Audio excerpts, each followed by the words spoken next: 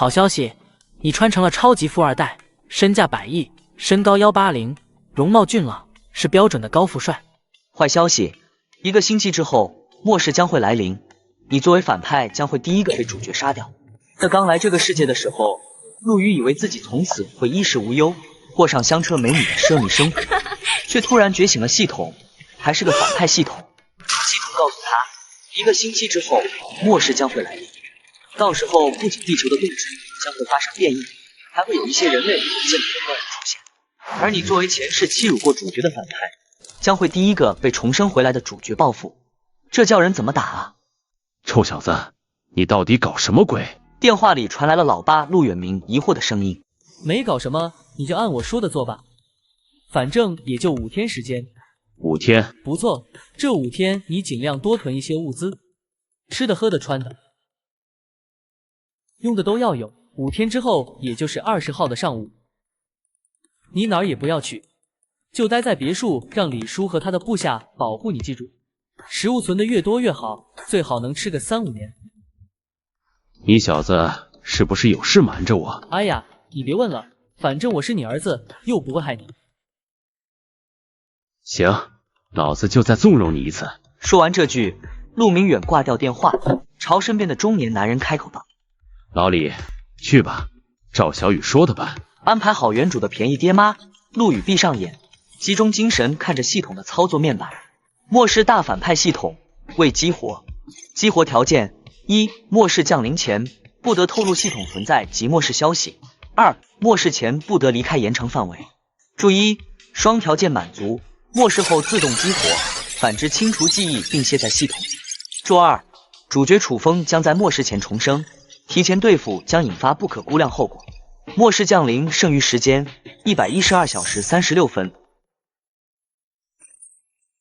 加上根据系统所说，自己是天命大反派，在末世中不仅要面对那些嗜血成性的怪物和自相残杀的人类，还得面对气运值逆天的主角。妈的，老子居然是反派！陆羽自嘲的笑了笑，前世看小说时，反派总没好笑，更别提要跟自带重生加10年末世经验的主角楚风作对。楚风，他现在的同班同学，一个家境普通、性格老实的男生，可谁能想到，这人会是未来搅动末世风云的主角。路上，乔小姐到了。一名身材高挑、漂亮时尚的女孩很快出现在了酒店包间门口。陆少，还真是你约我啊？看到陆羽，女孩脸上带着些许惊喜。陆羽不仅身材好，长得帅，家里还非常有钱，这让很多女生对他趋之若鹜。哈哈，曼丽，快进来，我们坐下说。陆羽笑了笑说：陆少，你今天只约了我一个人吗？陆羽抬眼看向乔曼丽，直接戳破了他的心思。你是想问，我明知道你是楚风的女朋友，为什么还要单独约你，对吗？楚风本身是一个普通到不能再普通的学生，但他在5天之后会重生。末世重生，还有着末世10年的末世生存和战斗经验。陆羽前世不过就是一个普通人，没有经历过战斗特训，也没有经历过战场。在经过深思熟虑之后，陆羽准备从楚风的女朋友开始入手。乔曼玩味的看了陆羽一眼。喂，我说陆大帅哥，你该不会对我这个有妇之夫还有兴趣吧？你身材这么好，长得还这么漂亮，对你有兴趣不是很正常吗？陆羽眼含深意的看了乔曼丽一眼。全校师生基本都知道，乔曼丽虽然是学校里出了名的大美女，但却有一个除了长相和学习稍微好点，其他方面都很一般的男朋友楚风。要不是看在楚风还算老实，为了给他买名牌包，不惜暑假打好几份工的情况下，他早就跟楚风分手了。陆羽话锋一转，也不再藏着掖着。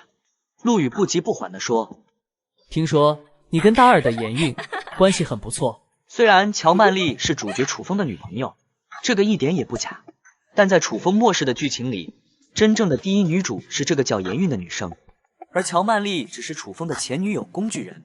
在楚风前世的末世剧本里，两人在求生之路上产生了深厚的友谊，只是前世的楚风是个弱鸡，根本没办法保护自己心爱的女人，最后被陆羽这个大反派棒打鸳鸯，并联合了乔曼丽将他给逼死。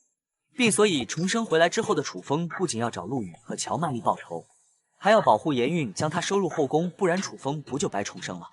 而陆羽要做的就是改变严韵命运的轨迹，让这一世的楚风也无法得到颜韵。这样不仅可以削弱楚风身边的力量，还能让他的心态受到剧烈打击，从而增加自己活下来的筹码。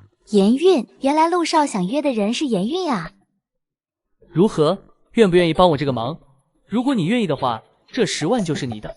10万现金，对于学生乔曼丽来说是无法拒绝的诱惑。如今只是约颜韵出来吃个饭就能拿10万，他当然不会拒绝。送走乔曼丽，陆羽立刻开始他的末世筹备计划。过来一趟，我要看看筹备进度。薛丽是陆羽最信任的精英保镖，带来了物资准备情况。陆少，您要的物资都备的差不多了，食物和水按照您的要求堆满了整整2套客房，衣服、鞋子、防护服、望远镜、铁锤、棒球棍、急救包等物品都准备的非常充分。但陆羽知道末世生存人才比物资更重要。魏建军和徐浩找到了吗？魏建军找到了，在城南保护区当保安。徐浩还在找，盐城不是我们的地盘，得再等2天。先带我去见魏建军，徐浩那边让丁峰继续盯，他比魏建军更重要。城南棚户区与陆羽的世界形成鲜明对比。魏建军退役特种兵，前世楚风的生死之交，今世陆羽必须抢夺的猛将。你是？我叫陆羽，想请你当保镖，试用期1个月，月薪5万。要是试用期没通过，我也给你10万补偿金。10万补偿金相当于魏建军2年多的工资。你没开玩笑。陆羽的诚意用最直接的方式展现。这是补偿金，现在就给你。要是你答应，我还让薛丽在我们存物资的酒店附近给你买套高档住宅，3天内让你老婆孩子住进去，房产证写你的名字。陆少，我跟你干。陆少，这小子很有本事。薛丽5天后你就知道了，房子、车子这些，末世后都是废纸，只有人才是最珍贵的。末世倒计时48小时，徐浩终于被找到。徐浩，人送外号耗子，身材矮小，贼眉鼠眼，是赌如命，家里穷的叮当响。但他手中有一把未来的神兵，看着手中大约3尺、锈迹斑斑长剑，陆羽眉头紧皱地说道：“这就是你所谓的家传宝剑。”徐浩这把剑是他爷爷早年间跟着几个好友在一起。末世降临之后，地球上人类会发生变异，一些古董物件也有可能发生变异。末世降临后，这把剑会随着全球基因异变，成为削铁如泥的神兵，不仅能轻松斩杀地界怪物，还能在后期升级，是楚风前期最重要的武器。陆羽必须把这把剑抢到手。你们愿意出多少钱？20万。20万？你们没骗我。这破剑能值20万吗？你只需要说卖不卖。卖，但你们得先给钱。20万现金换取未来的神兵，等到末世后，他会是能救命的宝贝。楚风要是知道这件被我们买走，恐怕得气疯。末世倒计时只剩11小时28分。陆少确认好了，明天晚上西顿酒店我约了颜韵。好。今晚行动，你准备点安眠药，加在果汁里别太多，够让人睡几个小时就行。陆少，您是想对严小姐动手？这要是被发现，违法。再过10小时，末世就来了，到时候法律还有用吗？我只是想让他留在我身边，免得末世后被怪物或者坏人盯上。薛丽没在反驳，他知道陆羽的心，决定的是不会改。晚上9点，西顿酒店包间猎物已经入网，颜韵已经到了。他穿着白色紧身 T 恤和白衬衫，柔顺的黑发上别着个白色发卡，皮肤白皙，五官清纯，一双眼睛像小鹿一样灵动。曼丽，这位就是你说的神秘朋友？对呀，这是陆少，我朋友。颜韵脸颊微红，有些不好意思。今天高兴，喝点红酒，这酒不贵，就当尝尝鲜。乔曼丽一听罗曼尼康帝，露出惊讶的表情，这酒市价6万多一瓶。乔曼丽更是眼睛发亮，主动给大家倒酒。陆羽则悄悄给薛丽递了个眼镜，致命的果汁即将登场。各位小姐要是觉得红酒太烈，喝点果汁解解腻。颜韵不怎么会喝酒，乔曼丽则好奇地尝了红酒，也顺手喝了些果汁。没过多久，众人就开始头晕安眠药起作用了。我怎么有点晕？可能是红酒后劲大，我送你们回去。路上，乔曼丽靠在椅背上，脑子还有些清醒。你在果汁里下药了？陆羽没回复，反而让薛丽停车。这里面有100万，密码是6个6。妍妍的事你别管，也不会连累你。乔曼丽看着银行卡，心里瞬间挣扎起来，一边是颜韵的安危，一边是100万现金。他家境普通，100万足够他在盐城买套不错的房子，甚至改变人生。而且他知道陆羽有能力，就算出了问题也能改。要是他拒绝，不仅拿不到钱，还可能得罪陆羽。我知道了，我不会说出去。薛丽开车去莱茵酒店8008房。到了酒店，薛丽把严韵抱进房间，乔曼丽则被安排在对面的8007房。莱茵酒店8008房囚笼已经被毁，他像一只待宰的羔羊被送入虎口。严韵，别怪我，末世太危险，跟着我总比跟着楚风安全。凌晨7点，盐城大学男生宿舍，502是一声嘶吼划破了门禁。杀了那些怪物。楚风，你疯了！大清早的鬼叫什么？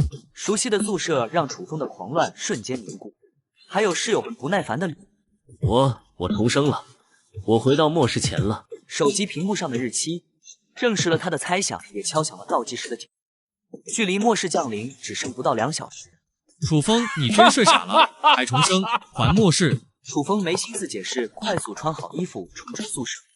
他要做2件事：第一，找到魏建军，提前把这员猛将收入麾下；第二，找到徐浩，拿到那本末世神兵。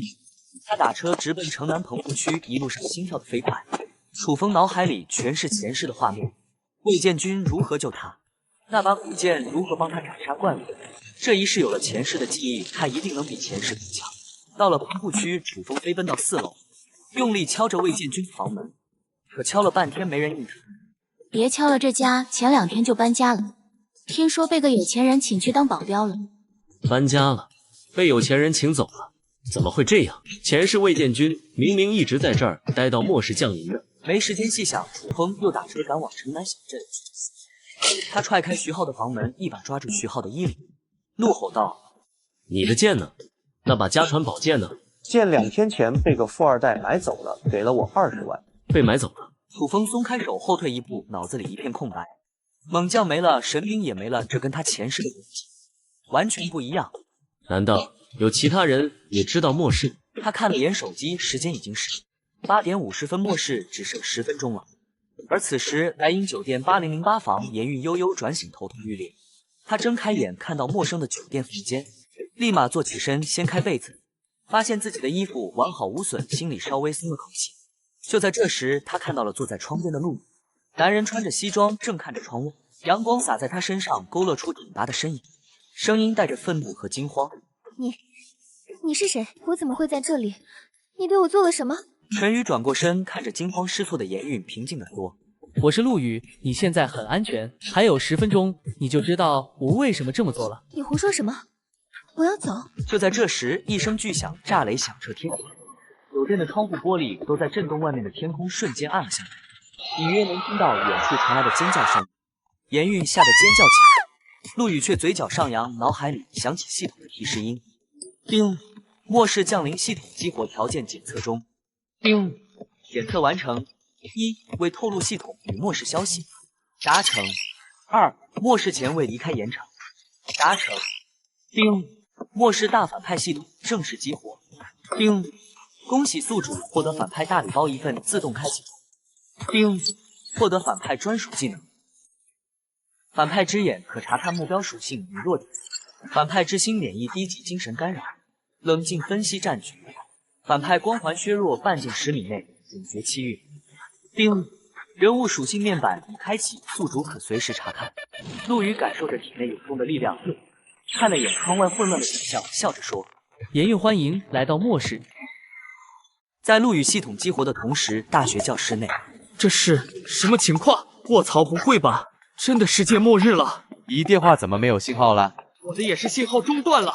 也就在下1秒钟，每个人都感觉到了一股寒冷的能量扫过了自己的身体，冰冻入骨，似乎要把骨髓都要冻得结冰似的。啊！刚才那是什么好冷的感觉，好难受啊！快喘不过气来了。大部分人像是虚脱了一般，大口大口喘着气，有些人甚至站都站不稳，直接摔倒在地。一些体质虚弱的男生直接流起了冷血，怎么都止不住。宇宙风暴是楚风说的宇宙风暴，快去开灯看看。完了，连电灯都打不开。楚风说的，难道都是真的？所有人面面相觑，毛骨悚然。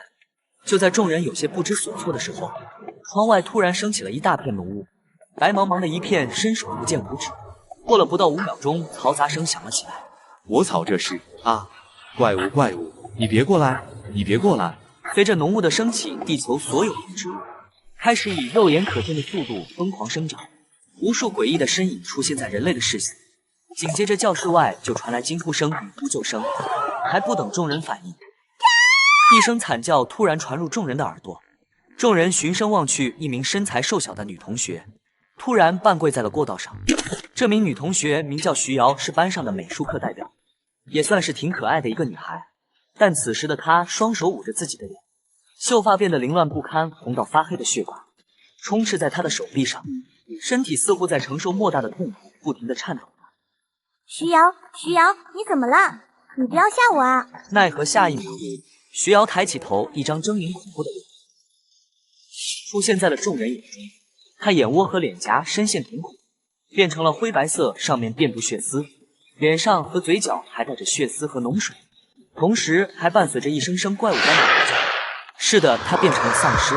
那名女同学明显被徐瑶的模样吓到了，下意识想要离开原地，但很危险，别太迟。变成丧尸的徐瑶朝他扑了过去，张开满是污血的大口咬在了他的脖颈上，如此鲜血狂喷，残忍至极。徐瑶力气大的出奇，任凭那名女同学如何拍打都无济于事。几名男同学察觉到不妙，想要上前帮忙，但另一个惨叫声也跟着响了起来。又一名同学变成了丧尸，紧接着第三个、第四个。窗外的浓雾也渐渐散去，教学楼底下的空旷位置出现了大量的奇怪生物。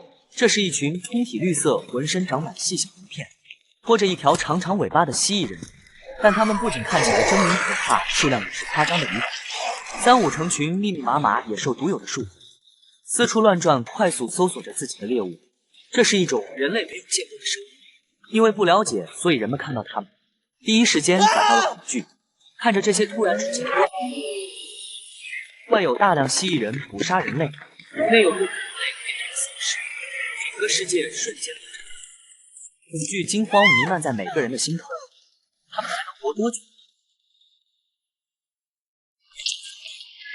当然也感觉到，随着这股能量之后，他的脑子里如同遭到了几十颗炮弹轰炸般难受，嗡嗡脑鸣，只那么一瞬间就差点让他失去意识。幸好这股能量仅仅是一瞬间就消失。陆羽第一时间清醒过来，却发现额头上已经渗出了冷汗，浑身也说不出的疲惫。并检测到你的体质正在强化，并检测到性异能正在觉醒。体质强化，风属性异能。卧槽，自己除了系统之外，居然还有风属性异能，牛逼啊！我的哥，不愧是原剧情的第一个反派 BOSS。很明显，体质的强化和风属性异能的觉醒跟系统没有关系，这是陆羽本来就应该有的力量。本来这些能力是需要陆羽自己去摸索的，但是现在系统直接将这个能力公布了出来。陆羽只想说666。陆羽看向自己的系统个人属性面板，姓名陆羽，年龄21岁，身高180，体重136，生命力16，正常成年男性数值为10，精神力20，正常成年男性数值为10，力量17，正常成年男性数值为10，敏捷15，正常成年男性数值为10，强化等级黑铁突阶，异能等级风属性黑铁突阶，反派专属技能反派之眼、反派之心、反派光。在末世，觉醒者分为强化者和异能者两类，等级划分黑铁、青铜、白银、黄金、暗金，每个级别分为初阶、中阶、高阶。陆羽现在的强化等级和异能等级就属于黑铁突阶。力量代表属性力量一点属性相当于10斤力气，敏捷是奔跑速度和身体协调性，生命力代表免疫力、恢复力以及抗击，精神力代表注意力、反应速度、对异能的控制力。陆羽是富二代，平时属性就比正常人高，精神力更是因为穿越高出不低。经过宇宙风暴洗礼，他的平均身体素质已超过正常人1.5倍，已经相当于一些比较专业的运动员了。反派光环，虽然作为一名反派，你会在冥冥之中吸引到主角的仇恨，但你不仅可以免疫主角的降智光环，还能在击杀主角后获得对方的能力。击杀女主之后，你会获得一些属性奖励，但改变女主命运或让女主失去女主命格，你将会获得一些额外的奖励。杀掉主角，我就可以得到他的能力和呵呵，不错的能力，看来当个反派也挺舒服的啊。发生什么事情了？刚才还阳光明媚、晴空万里的，怎么突然就变成现在这样了？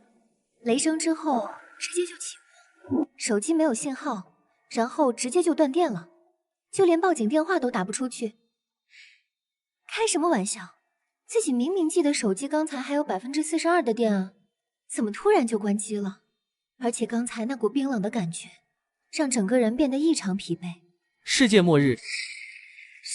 什么？世界末日？怎么可能？自己过来看看不就知道了。虽然严韵一点也不相信，但事实胜于雄辩。巨大的雷声快速升起又快速消散的手机的突然熄屏，以及刚才宇宙风暴扫过身体的感觉，一切的一切都说明这个世界不正常。严韵来不及过问其他，赶紧起身整理衣服，来到窗户边上，透过酒店玻璃窗朝外面看去，末日降临的震撼景象。这是……严韵今年20岁，属于那种长相甜美、心思单纯的妹子。刚才宇宙风暴的侵袭让她的身体变得异常疲惫，她已经来不及在意这些，因为窗外的景象完全吸引了她的注意。大量车辆失控的撞击之声从远处传来，汽车残骸随处可见，下车的人们突然变得一声嘶吼传来，一头丧尸扑向了一名逃跑的女生，惨叫响起，伴随着鲜血洒落。天空飞过巨型飞船，地面密密麻麻的蜥蜴人颠覆着四方。怪物！酒店门口，一名保安被吓得双腿发抖，脸色惨白。他原本只是个普通人，每个月拿2-3千块的工资，混吃等死足矣。可是他万万没有想到自己的眼前会出现这头怪物。这是一只修长的青色，起码有半人多高，将近2米。保安清楚地看到这只巨人的身上长满了特殊的黑色纹路，2根足有1米长的前肢上面也布满了锋利的锯齿。镰刀螳螂看了他一眼，口中发出了一声鸣叫：“快逃！”但他已经被吓得浑身发抖，双腿根本就无法挪动分毫。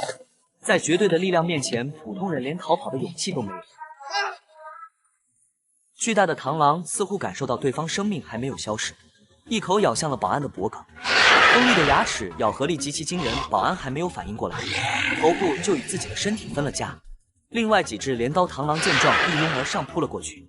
这一幕血腥而且残忍，不仅仅是严韵，其他幸存的人类也全都看得脸色苍白，不少人胃部一阵抽搐，当场就吐了一地。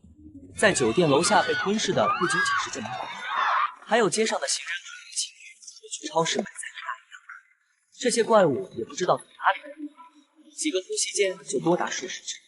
怎么会这样？这种场面实在太过血腥暴力，他以前只在灾难电影中看过，现在亲眼看到，简直就是颠覆世界观。现在相信我说的话了。妈的，这玩意战斗力怎么这么强？陆羽只有关于楚风的一些初期剧情，对这些怪物还真不了解。现在看到镰刀螳螂一口将那名保安的头给咬掉，实在让陆羽有些猝不及防。末世初期的怪物就这么强，这让身体本就羸弱的人类怎么玩到后期？突然一行神秘文字出现在陆羽眼前，种族、虫族名称、镰刀螳螂等，黑铁中阶，说明一种极度依赖前肢的异界昆虫，只要不与他们正面作战，还是很容易将他们击溃的。注意，除了人类以外，所有进化到黑铁高阶的生物都有可能凝聚出晶核。注二，晶核能让包括人类在内的一切生物再次获得进化，收集它们，也许你们变得更强。卧槽，自己居然能看到怪物的资料，系统给的能力果然牛逼。反派之眼，集中注意力可以读取怪物、人类和物品的基本信息，并看到身边人类对自己的背叛率。不仅可以看到怪物和物品的基本信息，还能看到身边人类对自己的背叛率。这能力可以。有了这个能力，自己崛起的速度绝对不会比楚风慢。下意识看了一眼身旁的严韵，姓名严韵，年龄20，身高165，体重92，背叛率50%。在这个末世，信任是最奢侈的东西。背叛率是指身边人可能背叛自己的几率，背叛几率越高，数值也就越高。根据系统所说，刚开始的时候，所有陌生人的背叛率都是50%，低于50%就说明对方可能与自己关系不错，可一旦超过50%，就说明这个人很可能跟自己有过节，或者有仇恨，甚至杀害自己。陆羽之前追过严韵，但严韵并没有同意，所以他对严韵来说就是一个陌生人，背叛率50%也就在情理之中了。根据刚才反派之眼所看到的资料显示，镰刀螳螂这种怪物极度依靠前肢，不与他正面作战还很容易击溃他们，那岂不是说从背后偷袭更容易？陆羽想要试试。十字弩是陆羽知道末世将要来临的时候提前准备的，这段时间他已经练过很多次，使用精度还不错。虽然他们陆家是正经商人，在禁枪的夏国搞不到枪，但作为一名富二代，搞把弩还是轻而易举的。而且为了以防万一，他这个房间不仅有十字弩，还有之前在徐浩那里买来的长剑以及一把手斧。拿着十字弩来到酒店窗口，陆羽将弩箭卡在弩臂的剑槽内，然后打开窗户开始寻找猎物。严韵看到陆羽不慌不忙拿出一把十字弩，回过神来的严韵一脸不可思议，这家伙什么情况？不仅提前准备好了武器，还表现得还如此镇定。正常人突然看到这么多可怕的怪物出现，怎么可能表现得这么镇定？这不科学。难道他早就知道这些怪物要来？陆羽不知道严韵心中所想，只是静静地看着窗外的怪物，寻找着猎杀机会。他为什么会这么冷静？虽然陆羽的确是早就知道末世要来，也提前做了一些准备，但他毕竟不是从末世重生回来的楚风，没有经历过末世残酷的他，看到这么多怪物同时出现，内心其实也是慌的一批。之所以表现得这么冷静，是因为陆羽的另外一个技能反派之心。反派之心大幅度强化你的应变能力和战斗勇气，让你在遇到危险时比一般人更容易冷静下来。这个技能跟某个动漫中的勇者之心非常类似，虽然没有任何攻击和防御能力，但可以强化陆羽的应变能力和勇气。在某种情况下来说，他比陆羽得到的其他技能更加强大。要知道，在末世初期的时候，怪物的实力其实并不是特别强，人类之所以伤亡惨重，还打不过这些怪物，很大一部分原因是因为对未知生物的恐惧让他们失去了防御。现在有了这个反派之心的存在，陆羽就可以直接从一个普通人变成一个心理素质过硬的战士。哒哒哒，末世的天气是被死亡的节拍打破。严韵思考间，死亡的使者已经降临，一只镰刀螳螂叼着人类的断骨，在电线杆上享用他的晚餐。电线杆比普通要高，陆羽在8楼距离不足10米，十字弩的有效杀伤力是20米，这在射程之内。陆羽对准螳螂的后脑勺，直接扣动了扳机，箭矢居然轻松穿透了螳螂的脑袋，而且从后脑勺一直到前脸，贯穿伤。螳螂发出让人毛骨悚然的惨叫声，他甩了甩头，将没吃完的断臂扔了下去，暴虐嗜血的眼神快速锁定了陆羽的方向。呀，他发现我们了！他的大脑已经丧失了冷静思考的能力，说出来的话词不达意。射穿了脑袋还能正常行动吗？这把十字弩威力不比子弹差，但却不是连弩不能连发。如果怪物强忍着伤痛飞过来，真没有时间装填第二发。就在陆羽准备利用异能时，螳螂眼中的凶戾之气居然开始消散，很快他的眼皮越来越重，翅膀挥动也越来越慢，最后他居然直接从半空中掉了下去。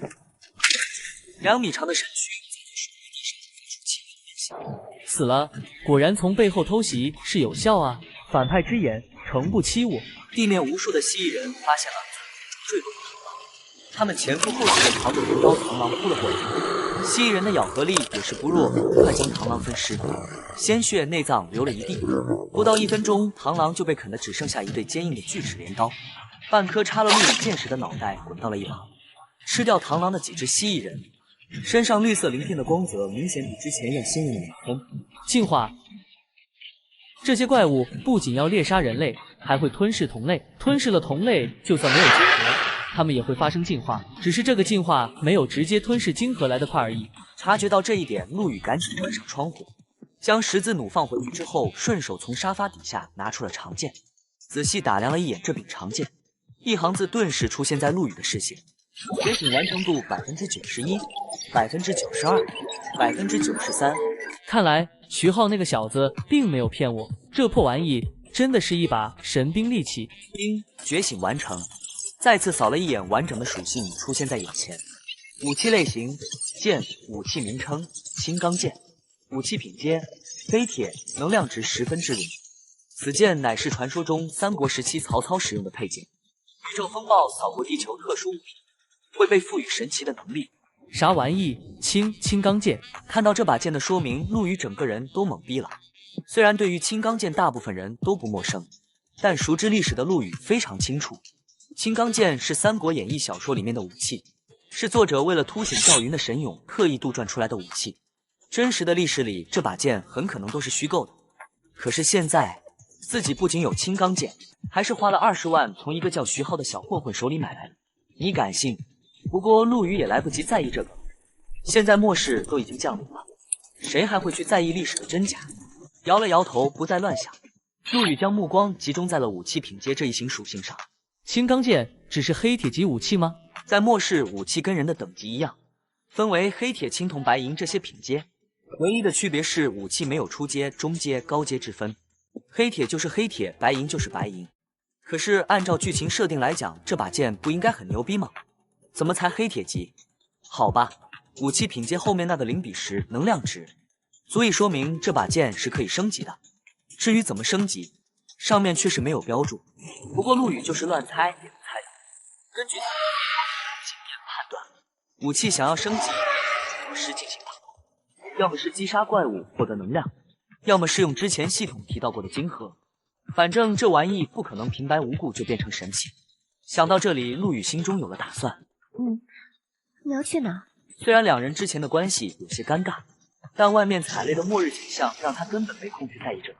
出去清理走廊。走廊？听到陆羽这话，严韵这才发现外面的走廊似乎也不太平，惨叫声、惊呼声、奔跑声响成一片。你可不可以不要走？虽然两人关系尴尬，但他并不害怕那些怪物。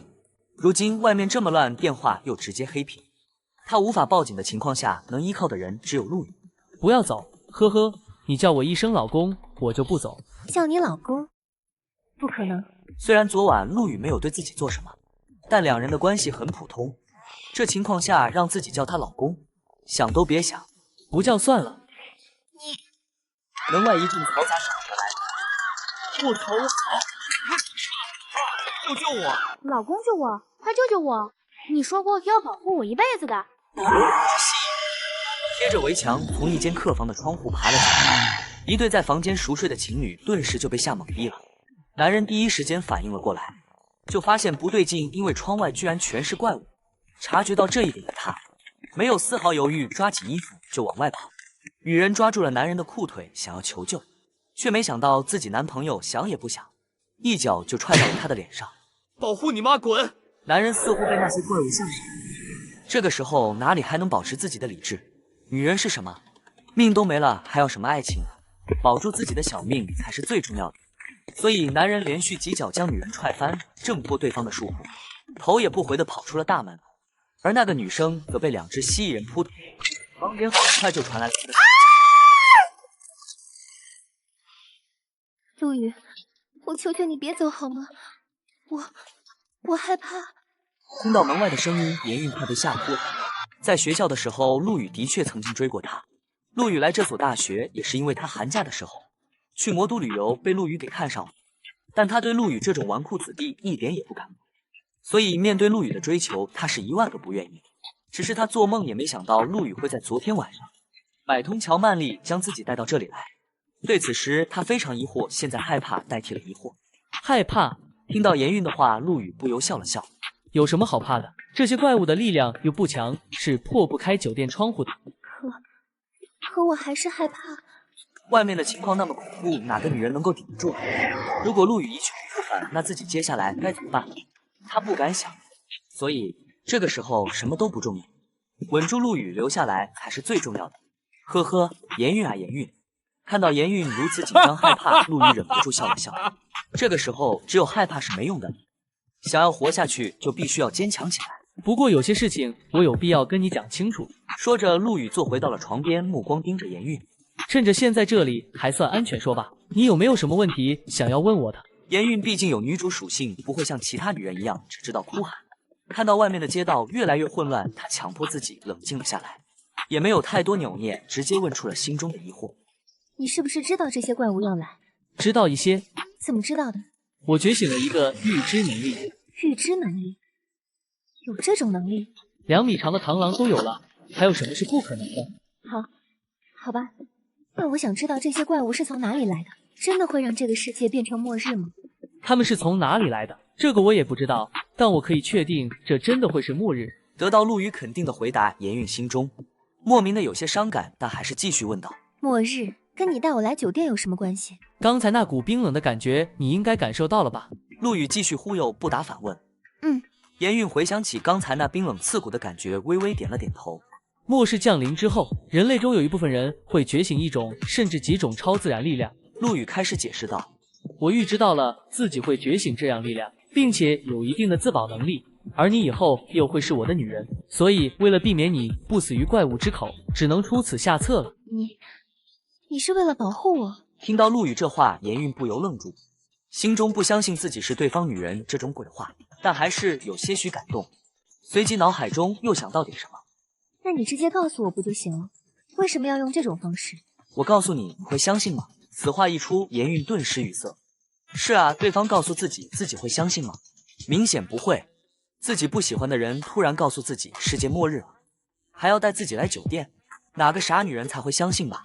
想到这里，严韵背齿轻咬，陆羽也不再理他，重新站了起来。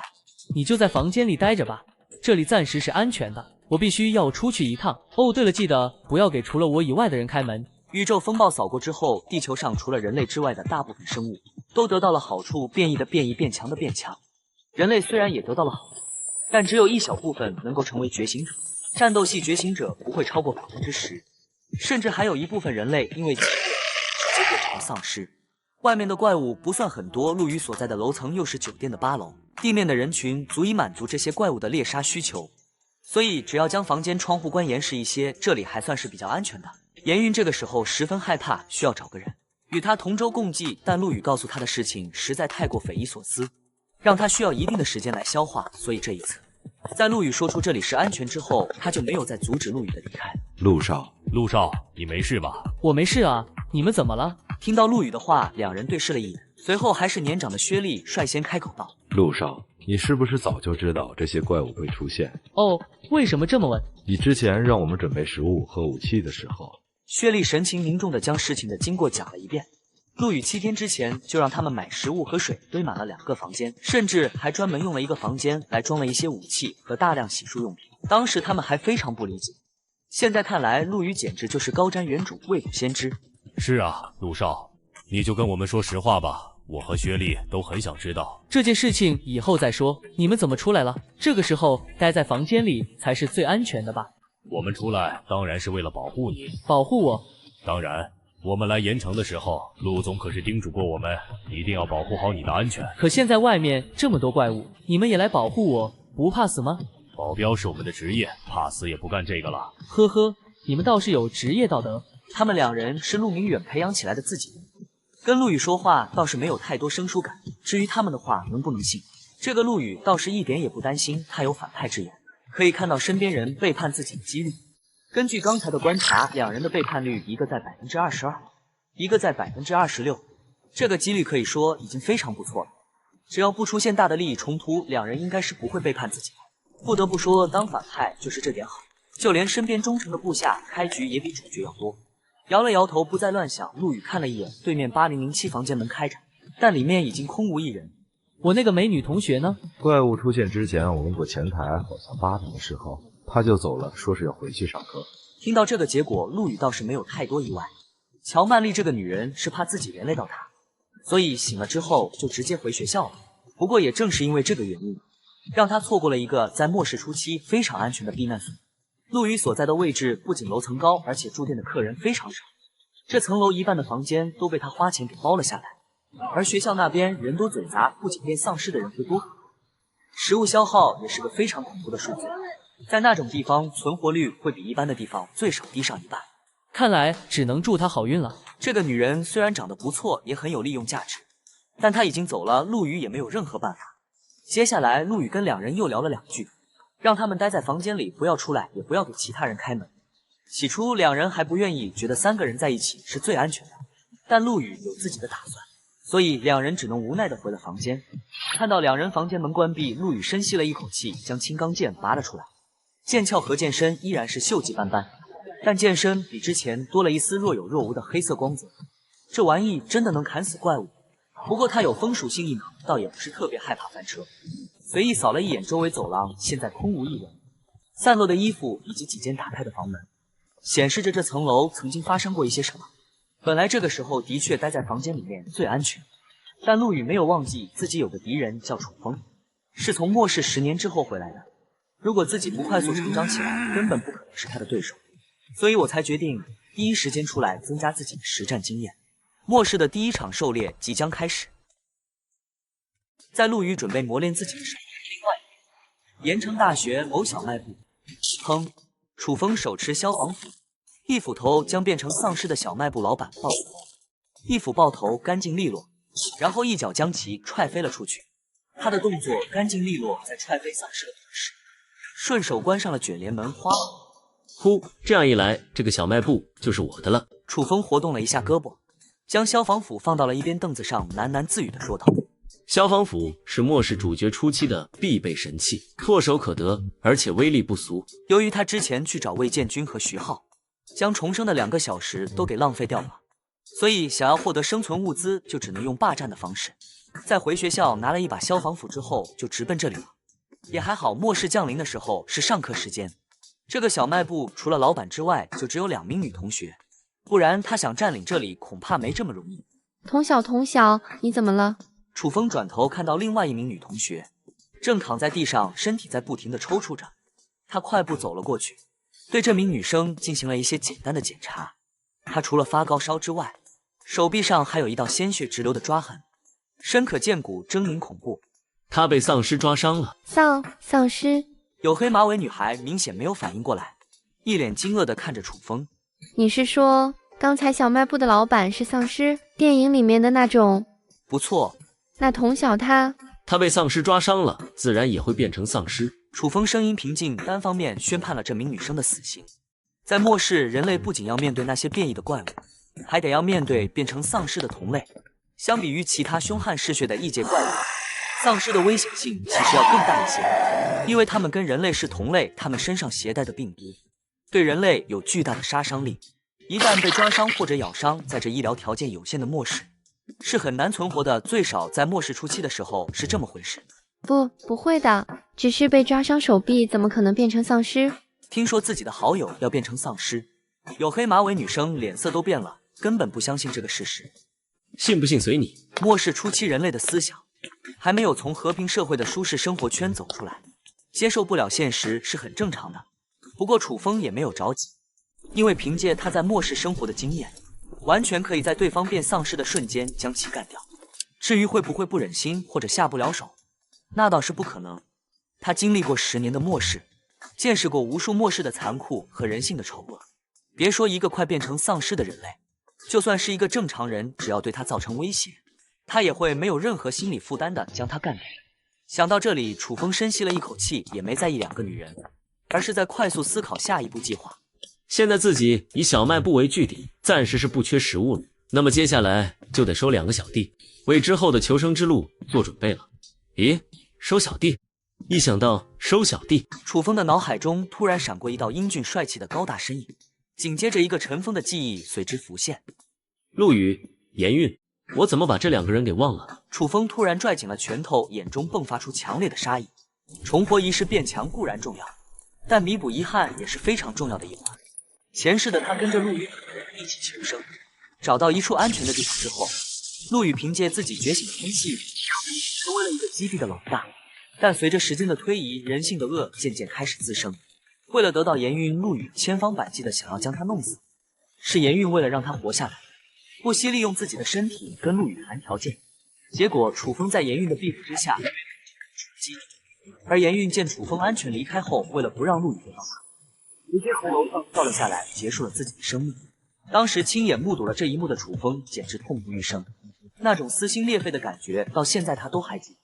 放心吧，严韵，这一世我一定会保护你的。楚风咬紧牙关，心中暗暗发誓，前世严韵死了之后，他浑浑噩噩在末世待了很长一段时间。后来大脑主动将这段记忆屏蔽，他才勉强清醒并振作了起来。这也是他重生之后没有第一时间想起严韵的原因。不过现在记得前世严韵在大二教学楼跟其他同学一起顺利的活了下来，这一世应该也不例外，所以自己现在还有时间。想到这里，楚风心中已经有了自己的打算。与此同时，另外一边莱茵酒店，陆羽小心谨慎地搜索着这层楼的怪物。他虽然是个反派 BOSS， 觉醒的能力比普通人更加强大，但这是现实，不是小说或者电影。如果自己太浪的话，依然会有生命危险，所以必须要小心翼翼。搜索完最近的2个房间，没有任何收获。陆羽关上窗户，开始朝走廊深处走去。我操你妈！突如其来的一声叫喊，让陆羽警觉了起来。紧接着，一个裹着浴巾的中年男人打开房门，从前方一个房间跑了出来。末世降临，他本来正在洗晨澡，宇宙风暴扫过他的时候，他也没有当一回事，只以为是最近找妹子太频繁了，导致身体出了问题。谁知刚洗完澡出来，外面就变成这个样子。他窗户没关，一只蜥蜴人已经爬到窗户，他来不及多想，赶紧夺门而出。看到陆羽拾剑而立，他像是看到了救星，快速跑到陆羽身后躲了起来。他指着自己的房间，一脸惊恐：“兄弟，怪物，那里有怪物，怪物爬进来了！”陆羽看了他一眼，也没有什么表情，拿着剑小心翼翼朝那个房间走了过去。男人见状也没跟上去帮忙的想法，只是远远地看着陆羽。名称：蜥蜴人，等级黑铁出阶，说明非比肮脏的异次元底层生物，因为繁殖力较快，所以族群异常庞大。说是蜥蜴人，其实更像是大号的壁虎。他们的头是蜥蜴，头腿比较长，是直立行走的。相对人类来说，他们身材矮小，身高大约 1.2 到 1.4 米，视力不佳，奔跑速度不快。此时，这只蜥蜴人正在房间里，靠着嗅觉翻箱倒柜找东西。喂，你是在找我吗？反派之心让陆羽心中充满了勇气，握紧长剑，战意十足。听到陆羽的声音，蜥蜴人转过头来，在看到陆羽的一瞬间，他吐了吐信子，眼中流露出血光，然后张开脚丫子就朝陆羽奔了过来。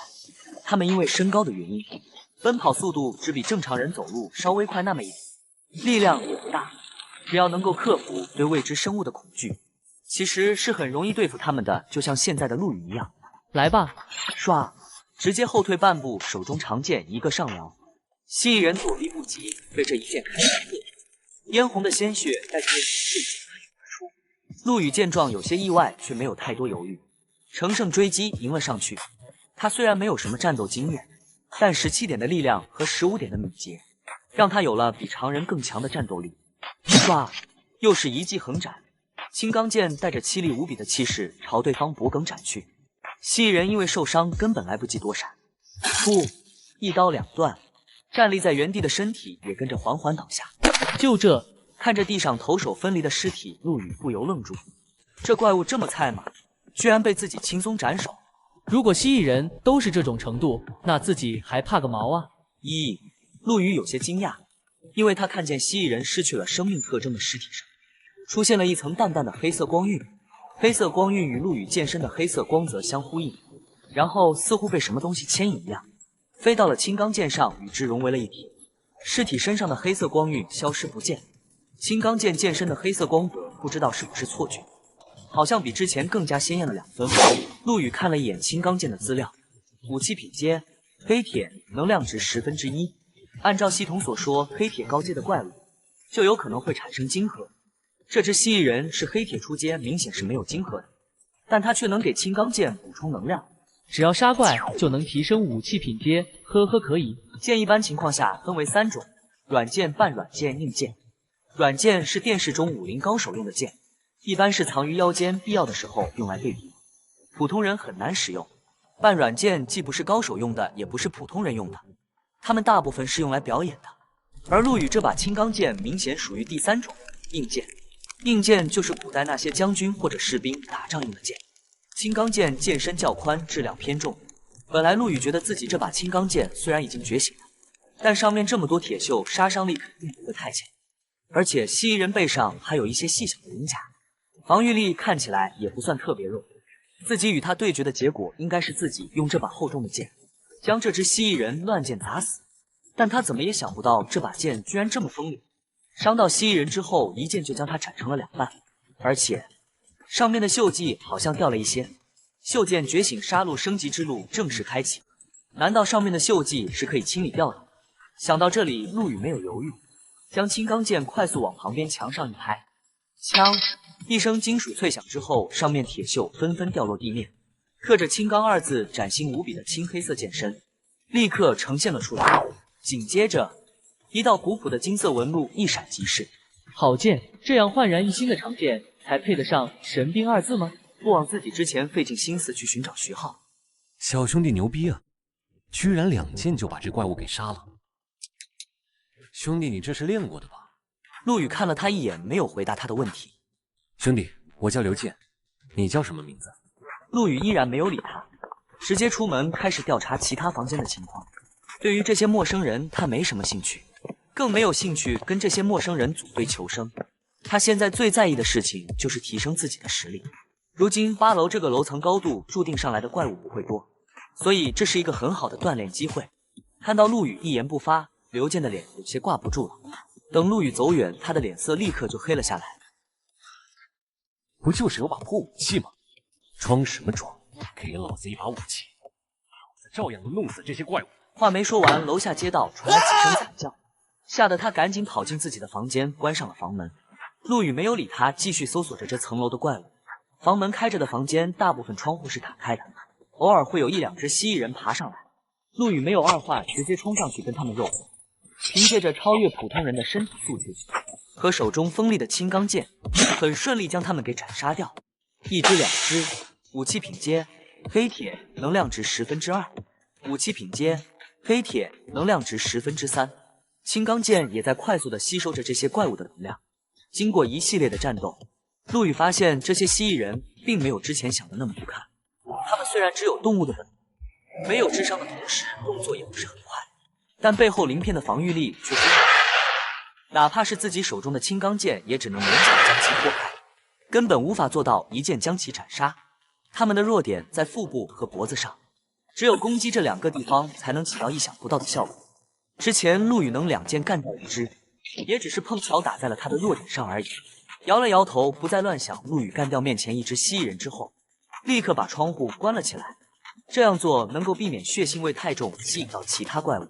由于全力战斗需要消耗大量的体力，所以在陆羽干掉第8只蜥蜴人之后，他的体力消耗就有些严重了。南方的9月还是很热的，经过刚才一番战斗，陆羽的 T 恤都已经被汗水浸透。不过还差2只蜥蜴人青钢剑就可以升级了，所以陆羽准备再坚持一下。再杀2只就必须得休息一下了。就在陆羽准备起身继续战斗的时候，楼道传来一阵急促的脚步声，哒哒哒，脚步声不仅急促，而且异常密集，一听就是有人很多的那种。快快，大家往楼上跑！他们真的变成怪物了吗？好怪物上楼了，快快跑！惊呼声、惨叫声、求救声、杀声一此起。陆羽定睛一看，由于宇宙风暴的原因，所有用电的设备在一瞬间全部瘫痪。怪物从酒店大门入侵之后，大量的幸存者只能从楼梯开始往楼上跑，因为8楼是这间酒店的顶楼。这些幸存者来得太快，数量又实在太多，陆羽只能将长剑回鞘，随波逐流地跟着众人跑到了一个空房间内。哗啦啦，人群快速涌入，不到片刻就进来了13、14个人。本来还算宽敞的客房瞬间变得拥挤了起来。房门被大力关上，众人快速将其反锁。呼呼，关门那个男人气喘吁吁，整个人都像是虚脱了一般。其他人也是一副劫后余生的样子。陆羽看了一眼，这群人中有男有女，有老有少，但毕竟男人与女人相比，天生就有体力优势。有卧槽！卧槽！一个瘦小的男人忽然惊呼了一声：“怎么了？什么情况？”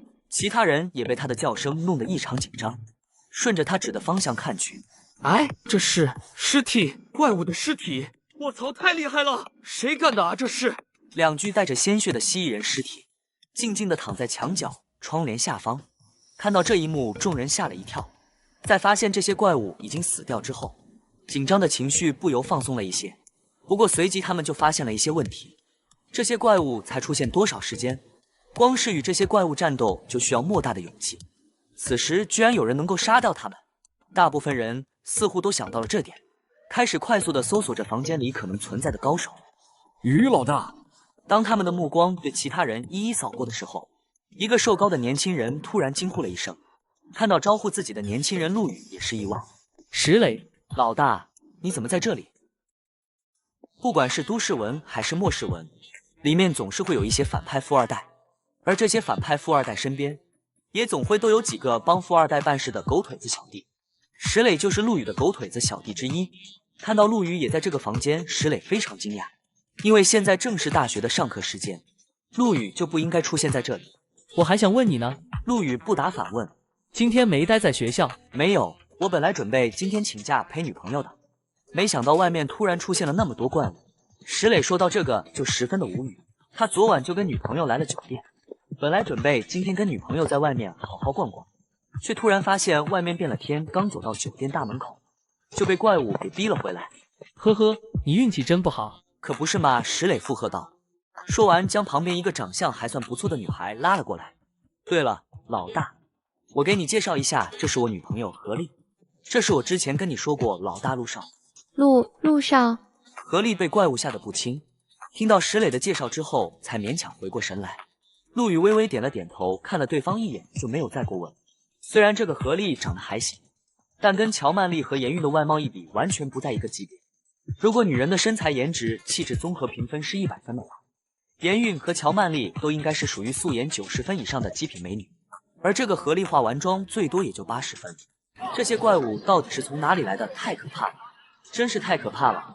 呜，妈妈，我害怕！别怕，别怕，妈妈在呢。不大的房间，三三两两聚在一起议论声、呼喊声连成一片，恐惧的情绪在人群中快速蔓延。也就在众人情绪异常慌乱的时候，一个非常不耐烦的声音响了起来：“叫你妈啊！都给老子安静点！”此话一出，房间顿时就安静了下来。众人朝声音方向望去，只见一个身材中等、皮肤黝黑的瘦子，正一脸不耐烦地扫视着众人。由于他站的位置离陆羽不远，声音在陆羽三人听起来非常刺耳。看到男人比自己还矮，石磊立刻就回对了一句：“你特么谁啊？吼那么大声干毛？耳朵都给老子震聋了！”石磊平时在大学里作威作福惯了，什么时候轮到别人在自己面前耀武扬威？只是瘦子也不是吃素的，听到石磊这话，立刻就站了起来。跟他一起站起来的还有一名黄毛同伴。你想干嘛？你再说一句。众人似乎都憋了一肚子的火，稍不注意就要干起来。石磊因为有女朋友在旁边，年轻气盛的他当然不会认怂，只是陆羽观察得更加仔细。在石磊握紧拳头准备跨出去的时候，他就及时将手搭在了他的肩膀上。哟呵，想弄死我？行啊！看到这一幕，瘦子不屑一笑，转头看向身后。飞哥这小子说要弄死咱们，听到瘦子的话，石磊这才发现对方身后的角落还蹲着一名身穿黑色弹力背心的汉子。汉子的皮肤也很黑，但相比瘦子身材要魁梧很多。脖梗上除了一根小指粗细的金项链外，还有一只老虎的纹身。小子，你想弄死我们？陈飞狰狞一笑，魁梧的身材加上脖梗的纹身，给了石磊无与伦比的压迫力。看到陈飞的形象，石磊立马就怂了。大哥，误会，我刚不是说你。石磊虽然很不愿意在女朋友面前丢面子，但好汉不吃眼前亏，陈飞这造型实在太可怕了。他只是一个学生，想要不吃亏挨打，只能先给对方道歉。不是说我。陈飞冷笑。石磊快哭了，我真不是说你。瘦子笑着接话，飞哥是我大哥，你想弄死我，不就是想弄死我们飞哥吗？瘦子的话让石磊顿时语塞，跟这些混混讲道理，他明显不是对手。虽然他的身边有自己女朋友，身后还有陆羽这个老大。飞哥别跟这小子废话了，让我们先弄他一顿再说就是，先过手瘾。瘦子和黄毛一唱一和，明显是心中有火，想要借机发泄。不过陈飞虽然是个混子，但他却不是傻子，在不清楚对方实力的情况下，他怎么可能直接动手？他看了看石磊，又看了看陆羽怀着的那柄剑，然后缓缓站了起来。喂，小子，你是这怂包的大哥？怂包当然是指石磊。有事？陈飞眯了眯眼，这两只怪物是你杀的？不会吧，开玩笑的吧？他看起来就是一个大学生而已啊。大学生怎么了？人家个头这么高，手上还有武器呢。就是你别看不起大学生啊。陈飞的话让众人目瞪口呆。全都一脸惊讶的看着陆羽，就连石磊也才注意到，陆羽怀中还抱着一柄剑。小子，我们飞哥问你话呢。见陆羽没反应，黄毛不耐烦的提醒了一句。陆羽闻言不由微微皱了皱眉。避难所遇到混混挑衅，然后打跑，混混装逼打脸，这特么不是主角才有的剧情吗？为什么会发生在自己身上？这有点不科学啊！妈的，你听不懂老子说话是不是？滚！哼！奈何还没有走到陆羽面前，就被陆羽一脚踹飞了出去。陆羽出脚速度飞快，而且力道十足，让陈飞和瘦子直接傻眼了。黄毛被踹到肚子，躺在地上哀嚎。其他人看到双方打了起来，赶紧躲到了一边。老大，这一幕看得石磊是目瞪口呆。对面可是3个社会人啊，稍有不慎就能换来一顿毒打的那种啊！完了，这年轻人有麻烦了，还是太年轻了。小杂种，老子要弄死你！小勇住手！小子，你看起来很牛逼啊！陆羽二话不说，直接拔出手中长剑。末世降临才不到1个小时，这些杂碎就开始搞事情，简直比自己还反派。拿着几个人渣练练手也好。飞哥，快砍他那把剑！好东西啊，难怪能干掉那2只怪物，原来是这么回事啊！兄弟，我看你的穿着打扮也不像是太缺钱的主，说买有点不合适了，要不你把剑送给我吧？只要你愿意把剑送我，我就不追究你打小勇的事，并给你们3个提供保护，如何？青黑色的剑身闪烁着耀眼的寒芒，一看就是实打实的真剑。于是陈飞心动了，只要有了这把剑，自己的实力绝对可以呈几何倍级提升。刚才自己猎杀那些蜥蜴人浪费了不少体力，如今剩下的体力肯定不是面前这3人的对手。冰封和薛丽又被自己留在了隔壁，根本就来不及救援，所以自己想要全身而退，必须寻找机会一击必杀。小子，老子跟你说话呢，不就是想要剑吗？可以，来拿。这可是你自找的。陈飞怒骂一声，眼中闪过一抹杀意，同时从身上掏出了一把折叠刀。今天老子就把话放这里了，你这把剑不给也得给。话音刚落，陈飞身子一弓，就直接朝陆羽冲了过去。虽然陆羽的长剑明显比他的匕首更有杀伤力，但陈飞有自己的底牌。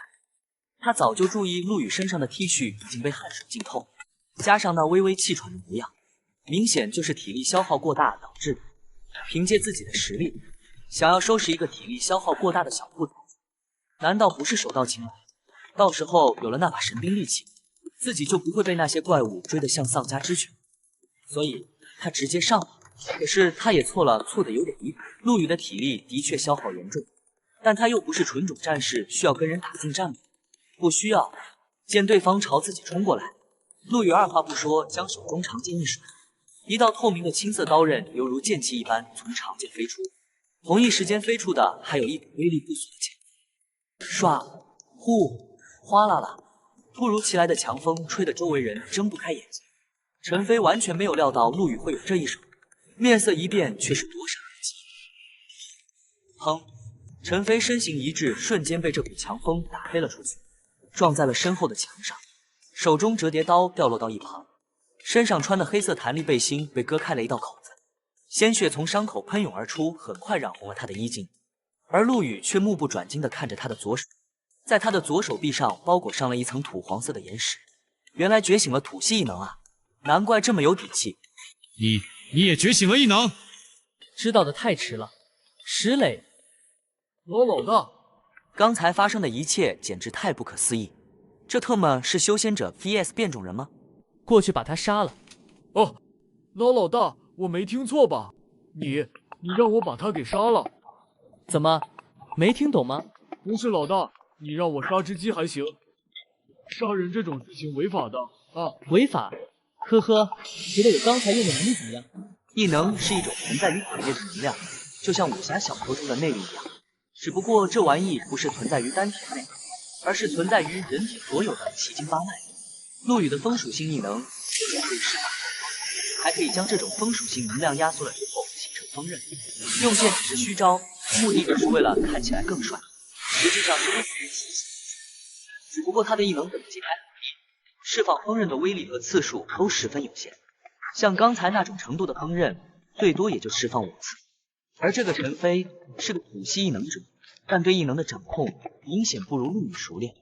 估计是刚在逃跑的过程中被发现了。听到陆羽的话，石磊再次陷入了沉思。如果其他地方也像盐城这么混乱，军队肯定无法在第一时间赶来救援。找个大腿抱一抱是完全有必要的。是违抗陆羽的命令，与陆羽分道扬镳，还是干掉陈飞，继续当陆羽的小弟？好，老大，我杀。他已经打定主意，继续给陆羽当小弟。明智的决定。去吧，把那把刀捡起来。你敢？你别过来！小子，你敢动我们飞哥？你们要是想给你们飞哥陪葬，我不介意帮你们一把。嘿，都这副德行了，还放狠话呢！别杀我！现在求饶，不觉得晚吗？石磊，你想象一下，如果刚刚我只是个普通大学生的话，你会是什么下场？想到这里，他握紧了手中的刀。救救我！人群有些骚乱，但最后没有一个人愿意为他出头。去死吧！石磊折叠刀狠狠插进了陈飞的心脏。石磊像是着了魔一般，疯狂地捅着陈飞的身体，一刀接一刀，将陈飞捅得血肉横飞。人群中，那位母亲早已经捂住自己6岁女儿的眼睛。陈飞的尸体被2个吃瓜群众从楼上窗户给扔到了楼下。咚！尸体刚落到地面，又是大量的蜥蜴人蜂拥而至，很快将陈飞的尸体大卸8块。客房内，所有人都被石磊双手的鲜血吓呆了。这家伙居然真的杀人了，虽然是在陆羽的怂恿下杀的人。你们不要紧张，剑身青光流走，缓缓入手。虽然我们刚才杀了人，但事情的经过你们应该比我更清楚。只要你们安分守己，我保证刚才的事情不会再发生。这是，小兄弟说的对，刚才是这个陈飞不对在先。其他人似乎不买账，男人十分尴尬。陆羽却是不在意，而是将目光看向了这个男人。你叫什么名字？我叫张明，他已经忘记了对面的年龄。外面的情况，像这种担惊受怕的日子才刚刚开始。众人听到这句话，脸色瞬间苍白。如果你们想要正常的活下去，最好选一个英明的领导人。英明的领导人，不错。小兄弟，你说这种日子才刚刚开始？不会吧？真的假的？信不信随你们。小兄弟，如果真如你说的这样，那我们怎样才能活下去啊？这是你们的事情，与我无关啊！难道你不跟我们在一起吗？不好意思，我还有自己的事情要做。石磊，我们走吧。好的，老大。石磊赶紧拉着自己女朋友跟了上去。张明还想要说点什么，但话到嘴边却又强行给咽了下去。陆羽的冷静和实力的确给人一种很可靠的感觉，但这小子敢杀人啊！黄毛和瘦子已经被吓懵逼了。房间里的幸存者们赶紧聚集在一起商量对策。陆羽也没有在意这群幸存者的死活。突如其来的怪物吼叫声吸引了陆羽。丧尸，老大，何力更是害怕的躲在了石磊身后。陆羽握着剑，小心翼翼的朝声音方向走去。突如其来的怪物吼叫声吸引了陆羽。走廊尽头，2只丧尸正在啃食尸体。陆羽扫了一眼，瞬间看穿了丧尸的底细。丧尸黄，好像在嗅着什么。浓烈刺鼻的血腥味传入了陆羽的鼻息。还好陆羽有反派之心，适应能力超强。陆羽故意发出了一丝声响，丧尸闻声而起，撕扯而归。由于身体溃烂腐败，他们的速度很慢。陆羽冷静挥剑，2道锋刃瞬间射出，锋刃精准切割在丧尸身体上，强大的锋利将丧尸尸体吹飞出去。陆羽收剑而立，仿佛只是做了一件微不足道的小事。老大牛逼！我勒个去，真的就是电器啊，有木有？老丧尸重新站了起来，无法切开头部嘛，锋刃威力有限，只能近战。呼呼，2次爆头，丧尸恭喜你的武器品阶提高了，武器品阶青铜能量值100%。杀丧尸也可以有武器能量值，不错不错。楼层暂时安全，该清理战场。老大，你这把剑不是一般的武器吧？只要你能跟以前一样，诚心诚意为我办事，以后这些东西少不了你。实力带来的威慑力，也是实力带来的权力。姓名石磊，年龄21，身高176，体重128，背叛率31。回到房门口，却发现里面传来陌生的声音。这声音不是盐运的。陆羽使眼色召集手下准备对峙。丁峰会意点头，暗中召集了薛丽和石磊。随后，陆羽看向猫眼。陆羽是陆羽吗？外面这么危险，怎么能随便给别人开门？这里是我和陆羽的房间，我们才有这个房间的使用权。这里明明是酒店的房间，怎么就成你们的房间了？陆羽的声音依旧平静，里面的对话并不出声。他在门外听得一清二楚。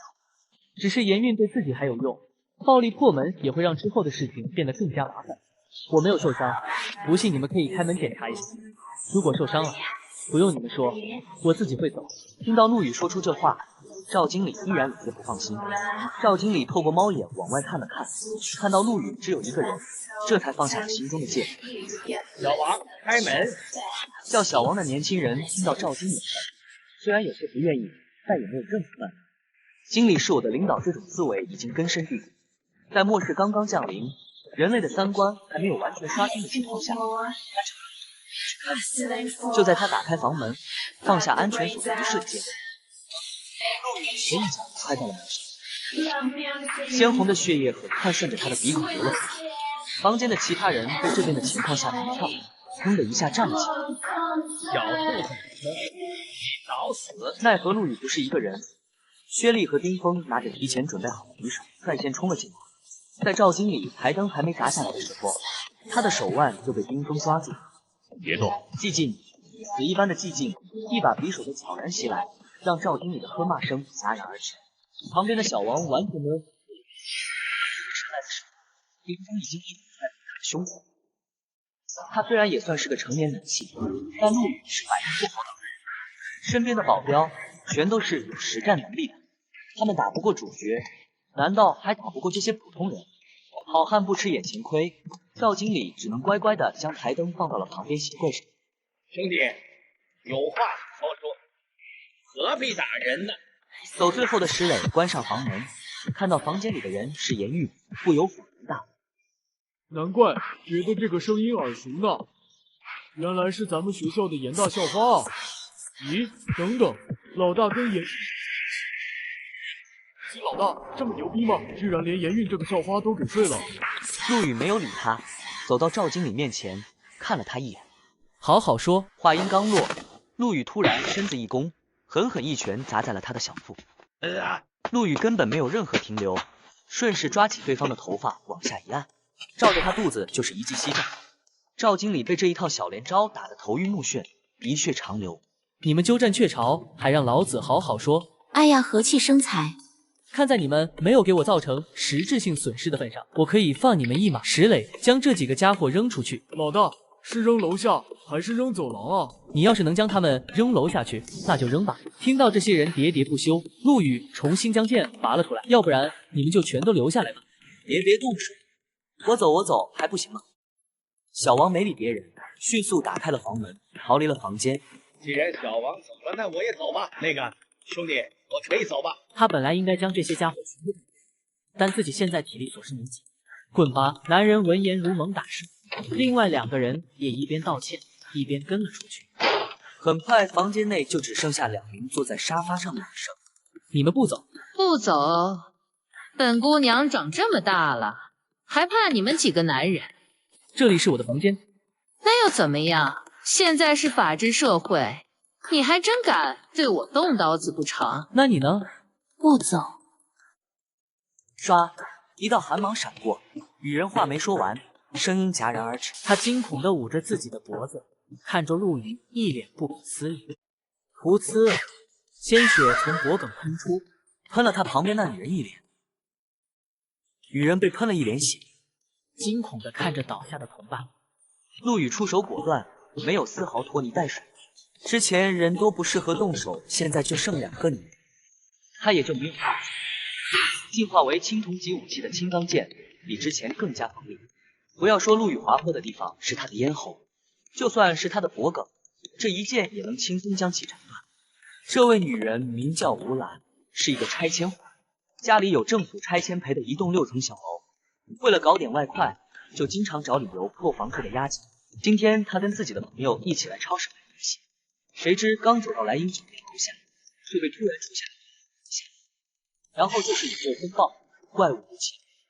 他跟着其他人狼狈地跑进了这栋酒店，好不容易跑到最上层的客房，找到了一处安全的位置，就要被人碾死。凭什么？外面这么危险，这里这么安全，自己为什么要出去？要让自己说啊！现在的人啊，是一点都不知道互帮互助，居然还敢用刀威胁我，真当我是吓大的？别忘了，现在不仅是法治社会，我老公也是个厉害角色呢。咦，我为什么突然就说不出话来了？还有这手上鲜红色的液体又是什么？我头又为什么会这么晕啊？随着另外一名女人的轻声叫声，吴兰似乎察觉到什么，看向陆羽，一脸不可思议。这个家伙居然真的敢杀人！吴兰不敢相信自己的判断，但她的视线已经越来越模糊。咚，她直挺挺地倒在了沙发上，整个世界也随之陷入了黑暗。脖子上鲜红的液体不停地流淌着，带走了她仅剩的体温。闭嘴！那个女人赶紧捂着自己的嘴，尽量让自己不要发出声音。还不管！听到陆羽冰冷的声音，那个女人吓得屁滚尿流，逃命似的离开了陆羽的房间。杀人了，杀人了！只是没有一个人开门询问她的情况，因为这种声音代表着危险。房间内，严韵早已经吓得魂不附体，此时的她正捂着自己的嘴，一脸恐惧地看着陆羽。她完全不明白陆羽为什么敢杀人。他之前不就是一个普通的富二代学生吗？石磊也是愣住，在他的认知里，陆羽只是一个能在学校耀武扬威的富二代。要说最惊讶的，还得是薛丽和丁峰，他们在陆家工作的时间可是很长的，对陆羽也算有一定的了解。杀人这种事情，别说陆羽了，就算是他们，也不可能做得这么果断。这小子下手也太狠了吧！不过这个时候，他们也来不及多想，赶紧按照陆羽的吩咐行动了起来。末世之前，处理尸体很麻烦，杀人也会受到法律的制裁。但末世之后，只需要将尸体丢到外面街道上就足够了。1分钟之后，乌兰布了成飞的沙发上的血迹都被薛丽几人清理干净。薛丽和丁峰带着石磊回房了，房间剩下陆羽和严韵。严韵坐在床上不敢吱声，陆羽则坐在了刚刚换过垫子的沙发上，背靠着沙发，仰头看着天花板，全身放松地出了一口气。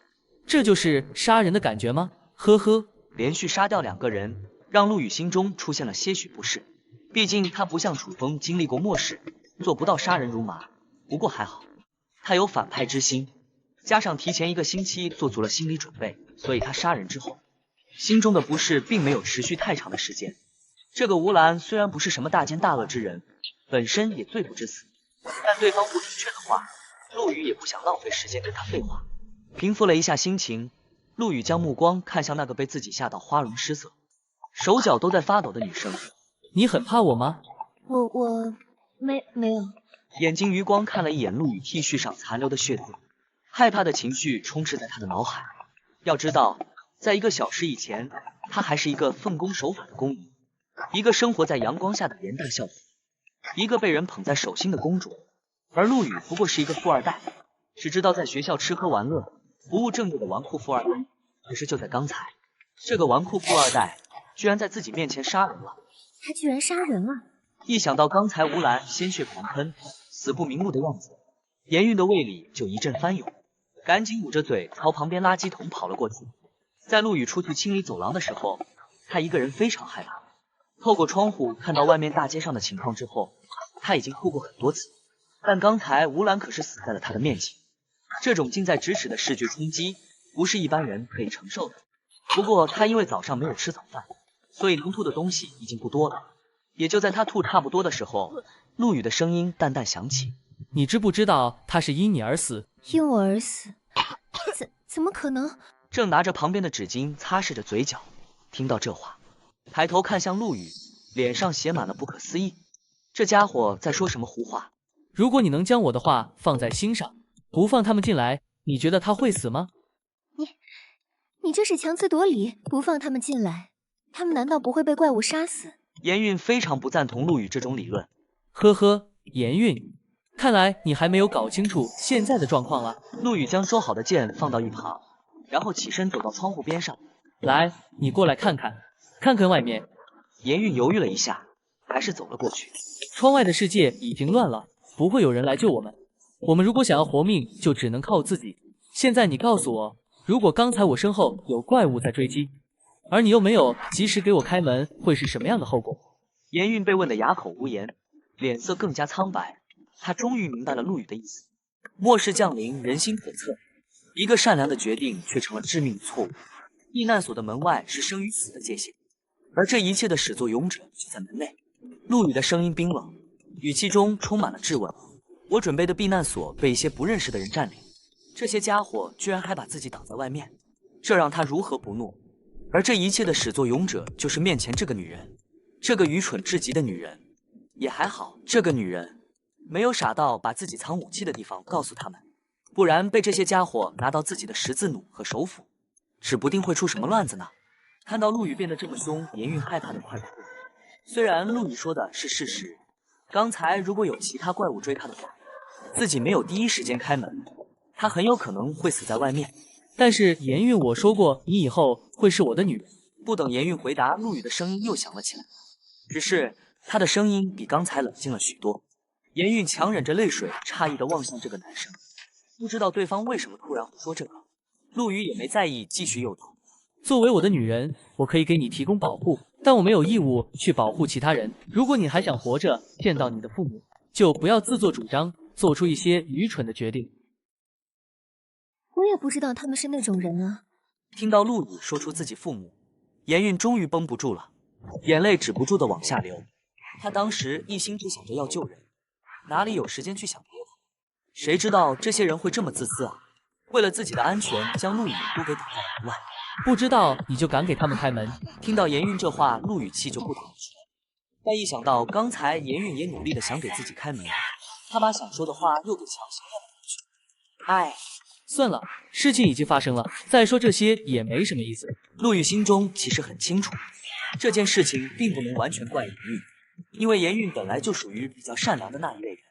现在末世才降临不到2个小时，他的心态转变不过来，加上自己还得利用他来牵制住，所以陆羽也懒得跟他废话了，走出房门，将之前放回8006的食物又拿了回来。吃点东西吧。陆羽将之前的面包、火腿肠和优酸乳递了一些过去，同时自己也开出一块面包，狼吞虎咽了起来。今天早上在严韵醒来之前是吃过东西，但猎杀怪物非常消耗体力，所以他现在非常饿，需要大量饮食。看了看陆羽狼吞虎咽的样子，又看了看自己手中的小面包，严韵紧咬着嘴唇，心中不知道在想些什么。不知道过多久，限制对嘴唇微张，缓缓开口：“陆羽，说，对不起，我不是故意的，我真不是故意的，我不知道他们会这么自私，对不起。”严韵说着说着，眼泪又掉了下来。行了，别哭了，知错能改就好。你不怪我了吗？怪？怎么不怪？不过现在不是说这些的时候，你先吃东西吧。谢谢你的愿意，我保证这种事情以后不会再发生了。们，叫声老公来听听。想。严韵瞪大了眼睛，停下了吃东西的动作，一脸不可思议的看着陆羽。这家伙什么情况？刚才还火冒三丈，杀人如麻的，怎么现在又突然让自己叫他老公？这脑回路。反正我们以后会相依为命，叫声老公也无所谓吧。可是我们现在都不是很熟啊。你刚才差点把我害死，不得补偿一下，赶紧的吧，不然我的火气要是一上来，指不定会对你做点什么呢。一听陆羽这样说，严韵有些急了。那你叫不叫？我叫还不行吗？严韵快哭了。来，老夫洗耳恭听。老公，大声点，我听不见。老公。严韵被陆羽欺负得很惨，还被逼着叫老公，要大声点，我听清楚。我该怎么办？这个杀人魔，老公。被探率从50%降到了39%，陆羽的操控正在生效。莱茵酒店8008房间，其他地方的杀戮还在继续。东倒西歪的车辆和满目疮痍的马，仿佛在时刻提醒着众人。中午12点多。楚风解决了小卖部那名变异的女同学。严韵，等我，这一世我绝不会让你再落入陆羽手中。想到这里，楚风斧头上的力道不由大了2分，一只吸引人的轻松。此时，那些男生宿舍的幸存者们看到了卧槽，太牛逼了，居然可以同时1对3。咦，那家伙好像是我们班的楚风。什么？我们班的楚风？怎么可能？楚风这家伙平时被欺负都不敢还手的。看到远处动作敏捷、走位娴熟的楚风，吴强目瞪口呆。楚风居然一个人就敢在外面跑。哎，那是什么？勇哥，你快过来看！寝室里一个身材魁梧的男生带着另外2名室友出来。怎么了？这么激动？楚风犹如战神一人独占3只蜥蜴人，懦弱小子的逆袭战神楚风的诞生。这一切才刚刚开始。你看那是什么东西？吴强来不及过多解释，赶紧将手指向了宿舍外墙角的一棵大树。哪儿啊？那棵树啊！树，外面都特么是树。不是，我是让你看墙角那棵树后面。在宿舍与过道的连接处有一堵高墙，高墙边的绿化带上种植了一排排变异的香樟树，树干足足有4、5个人合抱那么粗。变异后的香樟树令人震撼，重点是在那巨大树干的背后有一团直径大约1米，犹如繁星一般的银色光点。这些光点就像漩涡一样在空气中轻轻旋转，就像是宇宙星系一样。卧槽，那是什么感觉？好牛逼的样子！勇哥，你说那里会不会有什么宝贝啊？宝贝？如果是在今天早上9点之前，有人给他说那里会有宝贝，他肯定会骂这个人神经病。但今天却不一样，外面丧尸、异界生物都出现了，陶勇的呼吸不由变得急促了起来。我们要不要过去看看？你们觉得呢？我觉得可以，我也觉得可以试试。可是外面有那么多怪物，出去有可能会死的。死就死，现在外面危机四伏，我们想要活下去，就绝对不能坐以待毙。我靠，勇哥，我们要是想过去的话，最好麻利一点。那个方向正是楚风小心翼翼披荆斩棘的方向。楚风，卧槽，不能让这小子抢了先。不，一只黑铁出街的蜥蜴人被楚风一斧头劈死。这副身体现在还真是弱，才杀10几只蜥蜴人就有些受不了了。正坐在地上靠着树干准备休息一下的楚风，突然发现了银色光点漩涡的存在。我去，这里怎么会有这种东西啊？看到这个银色漩涡，楚风简直不敢相信自己的眼睛。银色光点在空中旋转，散发着神秘的光芒。因为有着10年末世经验的他，非常清楚这个东西是什么。只不过前世的他是沧海一粟，根本就没有资格去抢。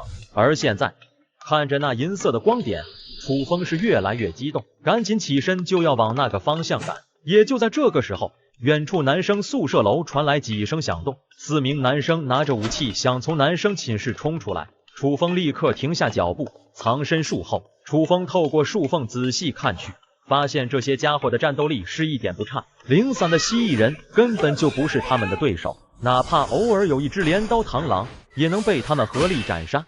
那是……楚风眯了眯眼睛，立刻打消了冲出去的念头。镰刀螳螂的战斗力其实不弱，尤其是在正面作战的时候，普通人类哪怕2个成年男性没有合适的武器都不是他们的对手。而这支队伍之所以能够干掉镰刀螳螂，最关键的就是那最前面2个人，他们分工明确，战斗力也不足，一个在前面吸引火力，另外一个从背后偷袭。在后面偷袭那人全身肌肉隆起，用手中的钢筋杀了镰刀螳螂之后，居然将镰刀螳螂的前肢折断，用来充当武器。陶勇记得前世的时候，这个叫陶勇的家伙就靠着觉醒的异能和2件特殊宝物，笼络了一些部县，成为了与陆羽那混蛋一样的存在。现在看来，这个陶勇的宝物应该是从这里拿到的。咦，那个家伙是吴强吗？看到前面那个吸引镰刀螳螂火力的男生，居然就跟蜥蜴人一样，全身长满了细小鳞片。楚风也瞬间记起了他的名字，随即他的眼中突然闪过一抹杀意。陆羽是反派，8死，身边的狗腿子当然不止一个。除了之前的石磊之外，这个吴强也是其中之一。前世的时候，这吴强可没少欺负自己，只不过他怎么没有跟在陆羽那混蛋待在一起，反而跟这个陶勇一起组队了？这下有点麻烦了。楚风暗骂一声，也来不及过多考虑，以自己现在剩下的体力，根本不是他们的对手啊。对于现在的楚风来说，1对1他可以说不惧任何人，但1对2还是对上2个觉醒者会有一些麻烦。这下怎么办？咦，远处一只明显比普通蜥蜴人大一圈的蜥蜴人，被楚风干掉的蜥蜴人尸体吸引过来。仔细一看，这货不仅身高跟成年人差不多，肚子居然还有些鼓鼓，这特么明显是有些吃撑了。嘿嘿，真是瞌睡了就有人送枕头。就是你了。说着，楚风握紧了手中的消防斧，隐藏在大树背后，等待着给蜥蜴人致命一击。学校这边，楚风在前往营救严韵的路上，而另外一边，少了许多隔阂的两人，却在吃完东西之后坐在窗台上闲聊。陆羽叫老公。就在这时，两人在远处的废墟看到了什么。陆羽使用出反派之眼看了一下，反派之眼读取到的资料让陆羽目瞪口呆，完全没有搞懂这是什么情况。秘境入口，卧槽，你他妈是在玩游戏吗？还秘境入口？之前他就觉得这银色光点形成的漩涡有点眼熟，原来是一些游戏里面存在的秘境入口。这尼玛还能不能靠点？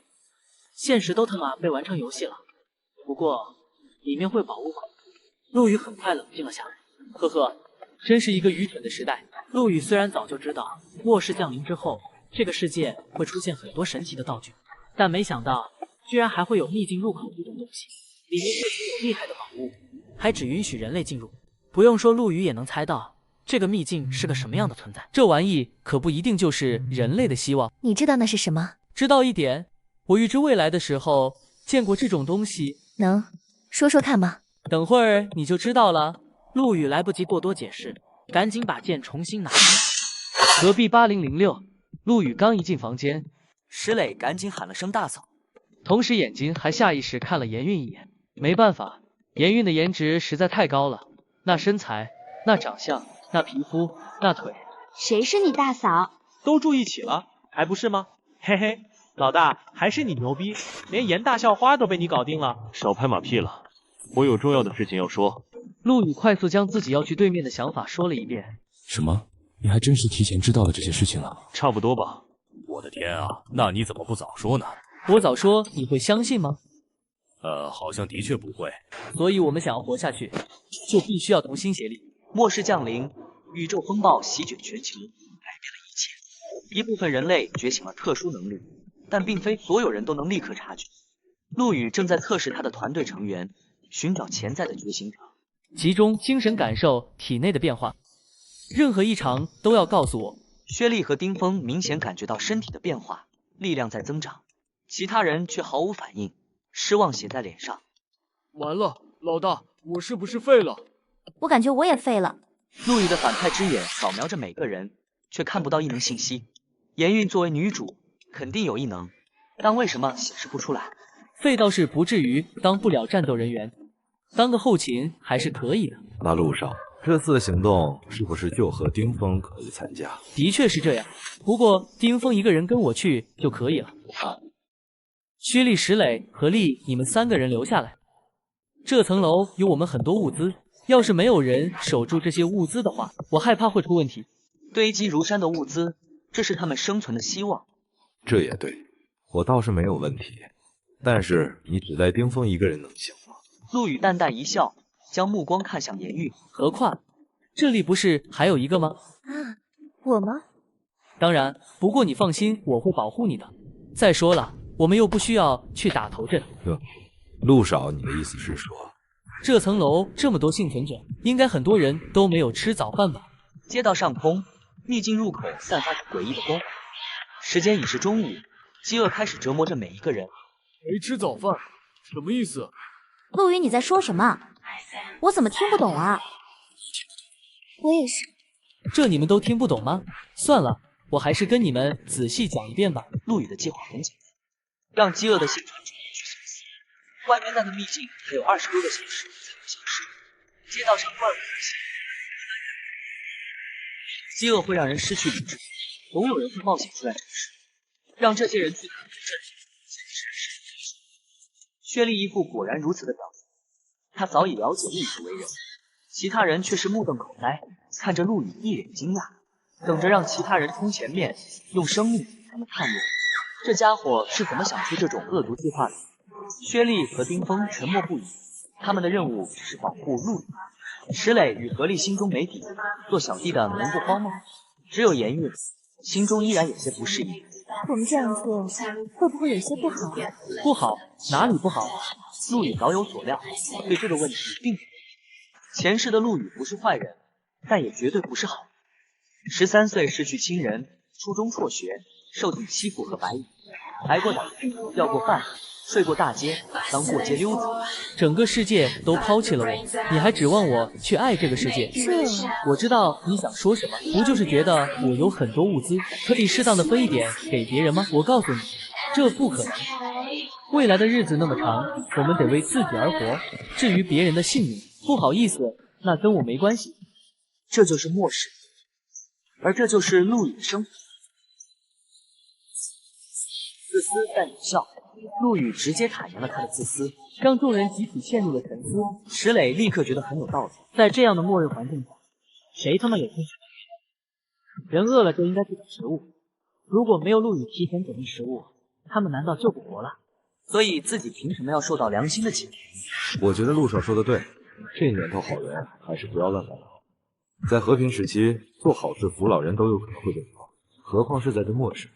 不错，他们饿了就得去找食物，又不是我们拿刀逼他们去的。听到众人的话，颜玉也沉默。是啊，在这人人自危的末世，好心是很容易办坏事的，就像之前的自己一样，放那些家伙进来，差点将陆羽害死。想到这里，颜玉也不再多言。老大，如果有人想加入我们，怎么办？加入我们，那是好事。如果对方的能力很强，经过我的同意，他就可以直接加入。这样啊，我明白了。我也明白，明白就好。对了，一个团队需要一只领头羊，为了以后的行动和指挥更加方便，你们所有人听我的，这个应该没问题吧？当然没问题，我没意见。颜韵在陆羽面前就像个小女孩一样，根本就没办法反对。至于合力，她连说话的权利都没有。那就好，接下来我详细安排一下你们每个人的任务。不得不说，陆羽是个反派，不仅要对付那些邪恶的怪物，还要提防那些心生歹意的幸存者，甚至还要迅速提升实力，以防被主角杀死。所以在自身实力不够强大的时候，陆羽觉得组建一个团队还是很有必要的。不知道是不是反派富二代自带领袖光环的原因，哪怕是最单纯的颜玉，也在众人的熏陶之下，接受了这个残酷的现实。经过刚才一段不短的谈话，陆羽算是暂时稳定了军情。而在酒店右边的某个房间，他们的情况跟陆羽猜想的差不多，人们在商量着寻找食物的问题。我们必须要想想办法才行。想，必须要想。丫的，我老婆孩子还在家呢。这样下去的确不是办法。这些怪物好像在进化，而我们的肚子是越来越饿。你们有吃的吗？有个毛吃的啊！之前这些怪物来的这么突然。是啊，光顾着跑了，必须要先解决午饭，不然我们将会变得很虚弱。你有什么好办法？之前我从猫眼看有几个人从左边某个房间跑出来了，去了隔壁。你什么意思？我的意思是，他们既然能跑出来去隔壁，那么走廊上应该是安全的，杀到楼下去。说的容易，你不看看外面现在有多少怪物？那也必须要走。现在这里不仅没有吃的，连水也没有。幸存者逐渐聚集起来，目测有60-70人，一眼望去黑压压的。领头的那人名叫廖东，其中有一个阴暗的面孔，赵德全，一个平日里毫不起眼的酒店经理，此刻眼中却闪烁着算计的光芒。陆羽、陈飞、异能，这个世界真的变了。他发现了一个银色漩涡，一个完美的陷阱正在启动。借刀杀人，一石二鸟。他找到了廖东，一个同样对陆羽心怀不满的人物。赵经理，廖队长，我有个好消息要告诉你。好消息？关于陆羽的。他有武器，还有异能。异能？没错，只要能跟他合作，咱们去对面的几率最少能提升1半。可可，老赵，你小子是有什么目的吧？目的？我会不知道你？哈哈，好吧，没想到连你都骗不过。我承认我有自己的小心思，只是我这个人养尊处优惯了，不适合打打杀杀。想要在这么危险的环境中活下去，只能靠廖队长你呀。咱们2个人不仅是同事，现在又还是在一条船上。你要是能拿到什么厉害的宝物，我不也能跟着沾点光吗？原来如此啊！我就说你这人是无利不起早。蠢货，上钩了！与此同时，走廊的另一端，薛丽正按陆羽说的对付茶房的。这个房间有人吗？嘿，兄弟，这个房间不用敲，这是我们的房间。这样啊，行。薛丽和石磊配合默契，成功保护了陆羽的位置。陆少，好了吗？好了。房间里，颜韵的蜕变即将完成，从精致到朴素，这是一个巨大的反差。陆羽，我一定要打扮成这样吗？当然，你要是以平常的样子出去，可能会多出很多麻烦。可是，好吧，我听你的。换上伪装的颜韵，完美融入了混乱的人群。人群中，黄毛和瘦子正在寻找目标。小勇，快看那边那个女人！都他妈什么时候了，你还有心思看女人？不是这个女人，是真他妈带劲！黄毛顺着目光看去，瞬间被那极致的身材曲线所吸引。啧，还真是。没骗你吧？嘿嘿，这蜜桃型真好看，好想上去拍一把。拍一把？你他妈不要命了？忘了之前飞哥怎么死的了？你他妈别哪壶不开提哪壶啊！你以为老子在吓你啊？你看，瘦子下意识看了过去，整个人都懵逼了。卧槽，这女人还真跟那小子认识。那个让他们垂涎3尺的极品女人，竟然正走向那个他们最不敢招惹的男人陆羽。完了，这下完了，那小子就是杀了飞哥的那个。2个小混混此刻只感到彻骨的寒意，而陆羽对此毫不知情，正带着他的团队走向未知的危险。为什么很多小说和电影里总会有一些混混不长眼的来调戏漂亮的女主，然后让男主完成一波很老套的装逼？其实这也不能全怪作者，因为红颜真的是祸水。一个女人太漂亮本身就很容易吸引男人，就像一个男人太帅也很容易俘获女人一样。陆羽很明白这个道理，所以他将颜韵改头换面，并戴上了口罩，这样可以遮挡住她的身材与容貌，减少很多不必要的麻烦。在陆羽带着几人来到走廊的时候，这里已经人满为患了。这群队伍中不仅有黄毛瘦子、张明，还有刘健、赵德全和那个跑掉的女人。看到那个前凸后翘的女人朝陆羽走了过去，黄毛和瘦子心中充满了恐惧，同时也在庆幸自己没有像以前一样冲动。要真的因为这个女人而惹到陆羽这个杀手，那他们会不会步飞哥的后尘？答案是肯定的。几位同学，你们看起来很眼熟，是隔壁严大吗？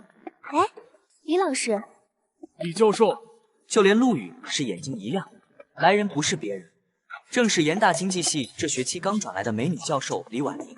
身材高挑，五官精致，一副金丝链条眼镜让她比一般女人多了一份成熟。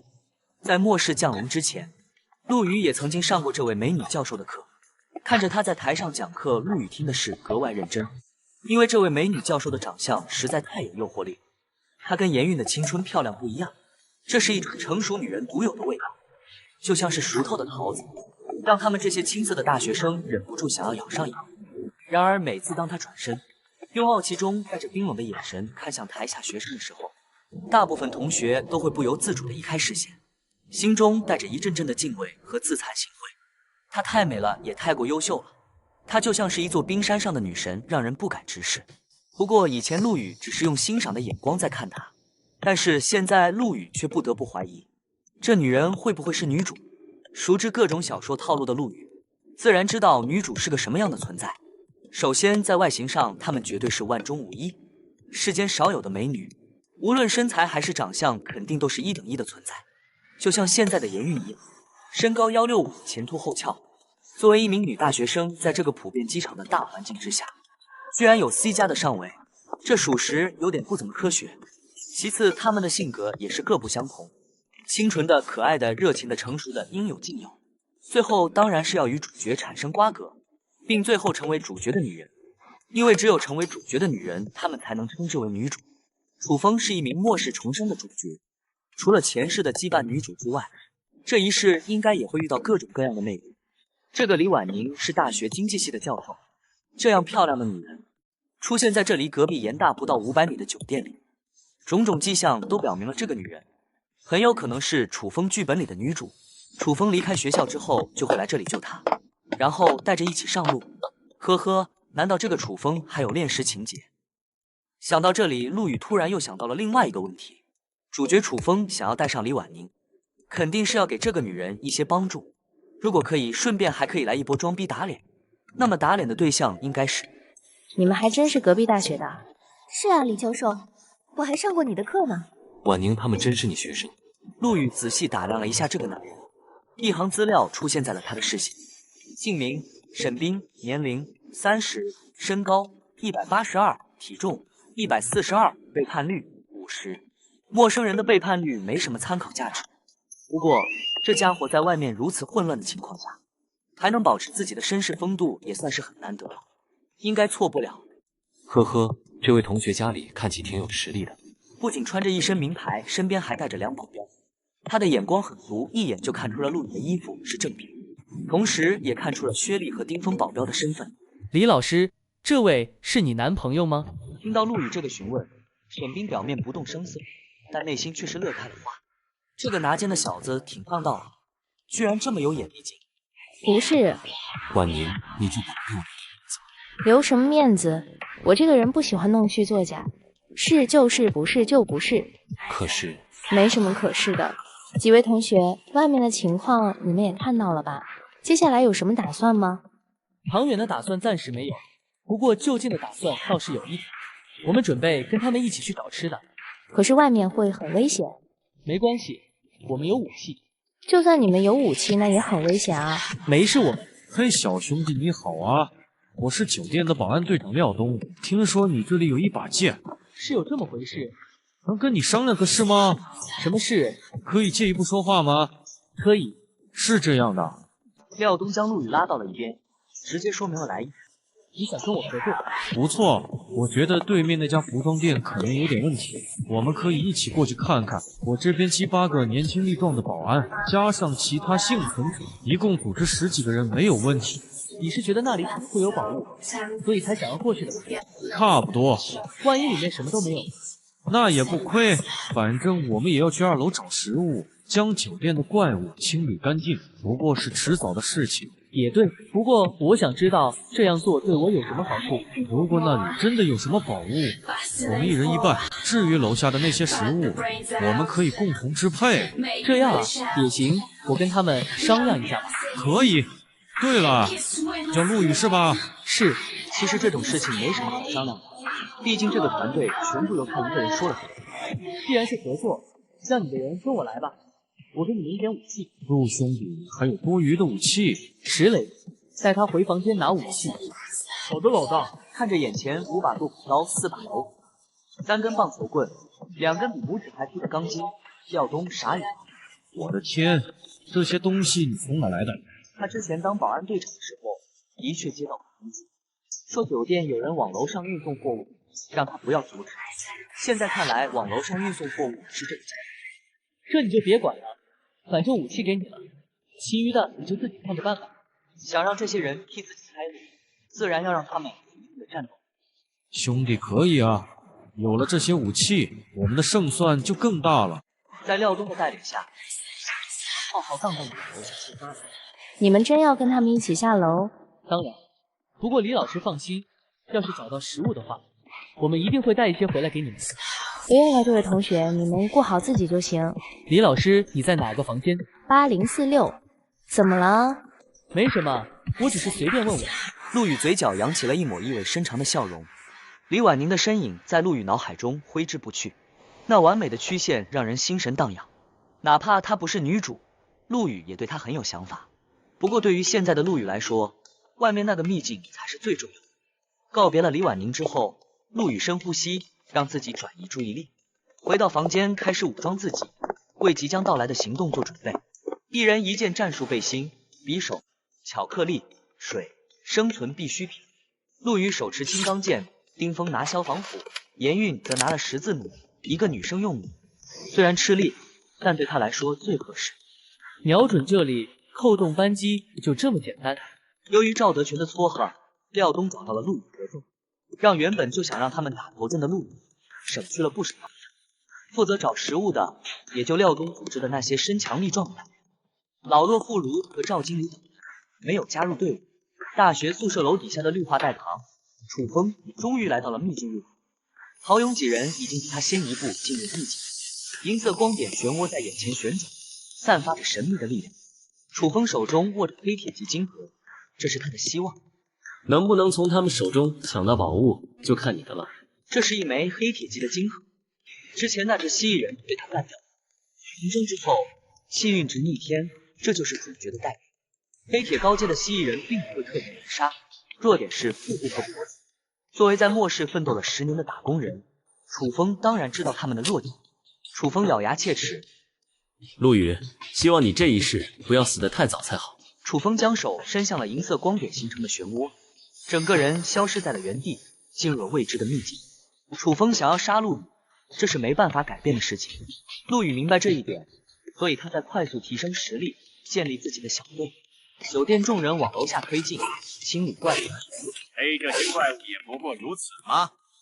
是啊，只要我们团结一致，那就没什么好怕的。大家还是小心点，不要掉以轻心。镰刀螳螂在狭窄的酒店过道根本飞不起来，廖公利用被子吸引注意，其他人从背后攻击。众人一路前行，7楼、6楼老弱病残射动进来，胆子也跟着大了起来。大部队才刚到5楼，他们就赶紧跟着去楼下搜刮。这里有2块面包，这是我的，快给我饿死我了！其他人干掉的怪物不行吗？陆羽看着青钢剑，皱起了眉头。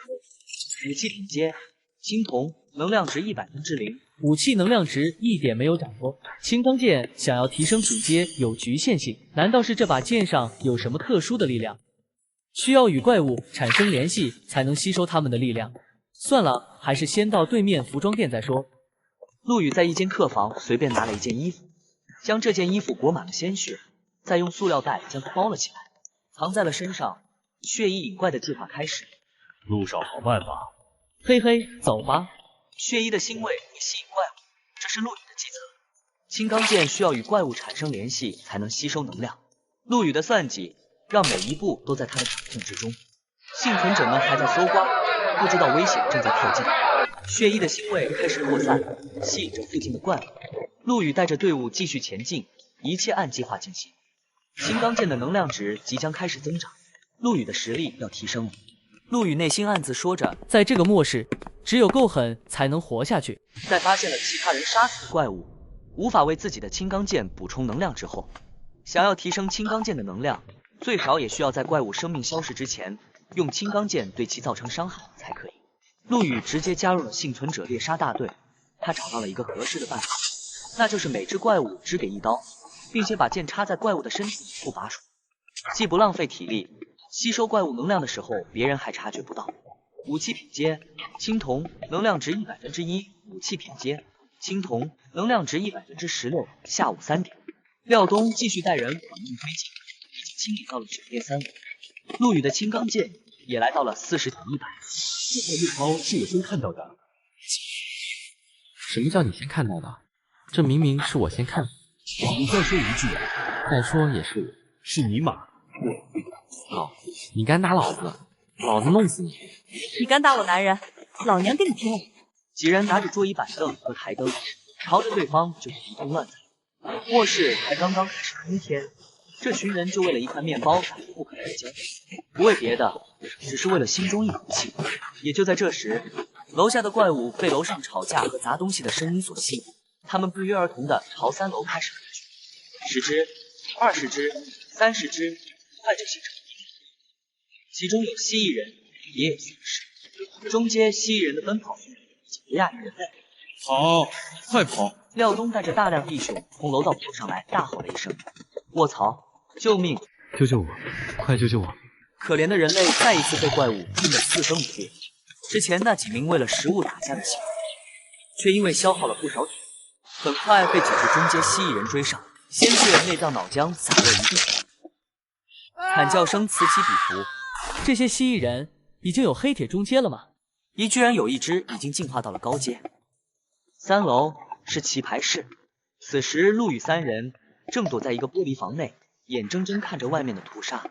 陆少，我们什么时候出去？别急，等怪物分散一点再说。陆羽嘴角一扬，将目光看向身边已经改头换面的颜韵。颜韵，你刚才看到了？看到了，有些人就是不值得帮。走吧，丁峰，你给我打掩护，我们杀出去。好，现在出去。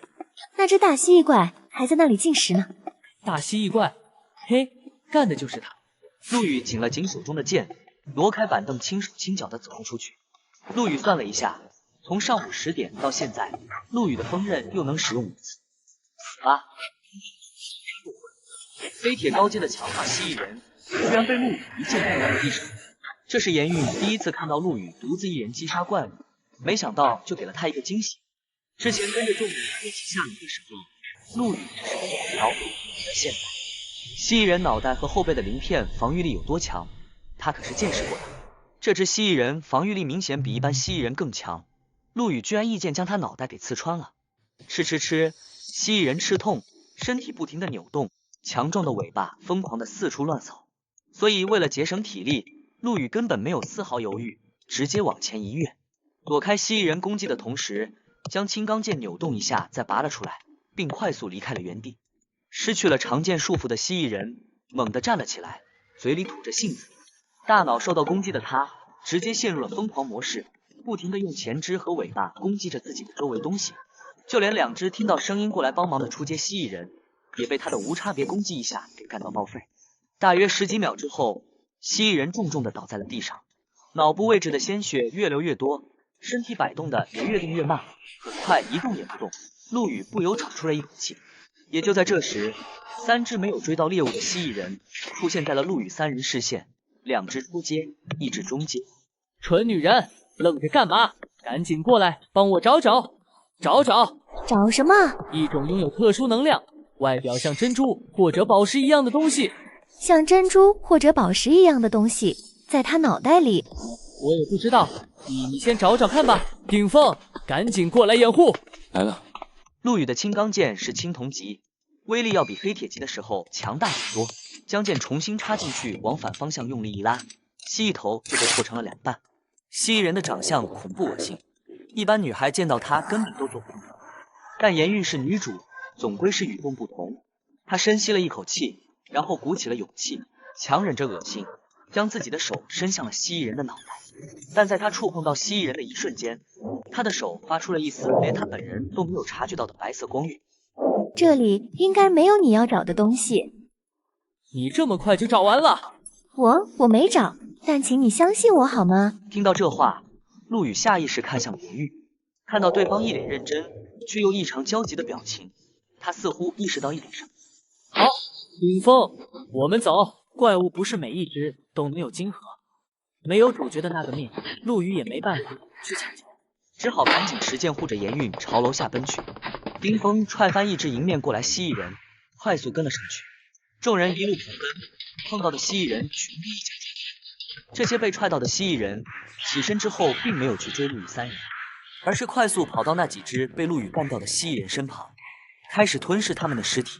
陆羽没有在意那些怪物，等冰峰跑到楼道口的瞬间，立刻关上门，将怪物拦在上面之后，陆羽长出了一口气，顺便看了一眼自己手中的青钢剑，武器品阶青铜，能量值54%，看了一眼自己的个人面部，强化等级黑铁中阶，异能等级没变，但精神力涨了5点，其他3种属性都涨了4点，这是怎么回事？系统难道人类不用晶核就能自己发生进化？宇宙风暴会让人类觉醒一些特殊力量，但人类并不能第一时间就完全适应这部分力量。也就是说，人类的确还可以自己发生进化，只不过这个进化的强度很有限。是的，宿主，觉醒的特殊能力就像是给人吃了一个特殊药丸，通过运动可以让这个时间缩短。魏陆羽，你在想什么？没什么，走吧。由于1楼和2楼的怪物大部分都聚集到3楼去了，陆羽从3楼到1楼几乎没有碰到什么阻碍，干掉了2只初级丧尸和3只蜥蜴人。陆羽从2楼厨房拿了2个锅盖当盾牌，3人小心翼翼地来到了1楼，将过道房门关闭。陆羽带着2人来到了收银台，将收银台当作原死。1楼大厅此时已经满目疮痍，目光所及之处没有蜥蜴人，只有2只黑铁中阶的丧尸以及2只赤壁之后。进化到高阶的镰刀螳螂，镰刀螳螂没有攻击活着的丧尸，丧尸也没有攻击活着的镰刀螳螂，名称镰刀螳螂，等级黑铁高阶，又是黑铁高阶严韵把米给我。严韵听话的递上了米片，陆羽将青钢剑放到一边，拿出弩箭对准其中一只。冰封那2只丧尸交给你。没问题，交给我就好。有盾牌也没那么容易对付。如法炮制的将弩箭对准其中一只螳螂的后脑勺。陆羽深吸了一口气，2只镰刀螳螂肚子鼓鼓的，一看就是吃撑了。此时，2只镰刀螳螂正在大厅里闭目养神，完全放松了警惕。陆羽也没有犹豫，瞄准对方后脑勺之后，直接扣动了弩箭的扳机。箭矢带着破空之声，精准命中其中一只镰刀螳螂的头部。吃吃吃！那只镰刀螳螂吃痛，瞬间就开始狂暴了起来。陆羽来不及多想，赶紧将头缩回收银台，顺手将弩递还给了严韵。镰刀螳螂的嘶吼声吸引了另外一只螳螂的注意。也就在这时，陆羽深吸了一口气，从吧台冲了出来。没有二话，握紧长剑对着另外一只螳螂就是一记锋刃斩中了敌手，并飞了出去。丁峰趁机冲出，迎上了那2只丧尸。那只被陆羽弩箭射中头部的螳螂，并没有立刻死去，他甩了甩头，强行支撑着身体朝陆羽飞了过来。嘿，再见！用力挥剑，直奔镰刀螳螂的脖子，咔嚓！陆羽来不及去细看，赶紧迎上了另外一只螳螂。未等他反应过来，陆羽已经从背后刺穿了他的脑袋。我找到了，你看一下是不是这个？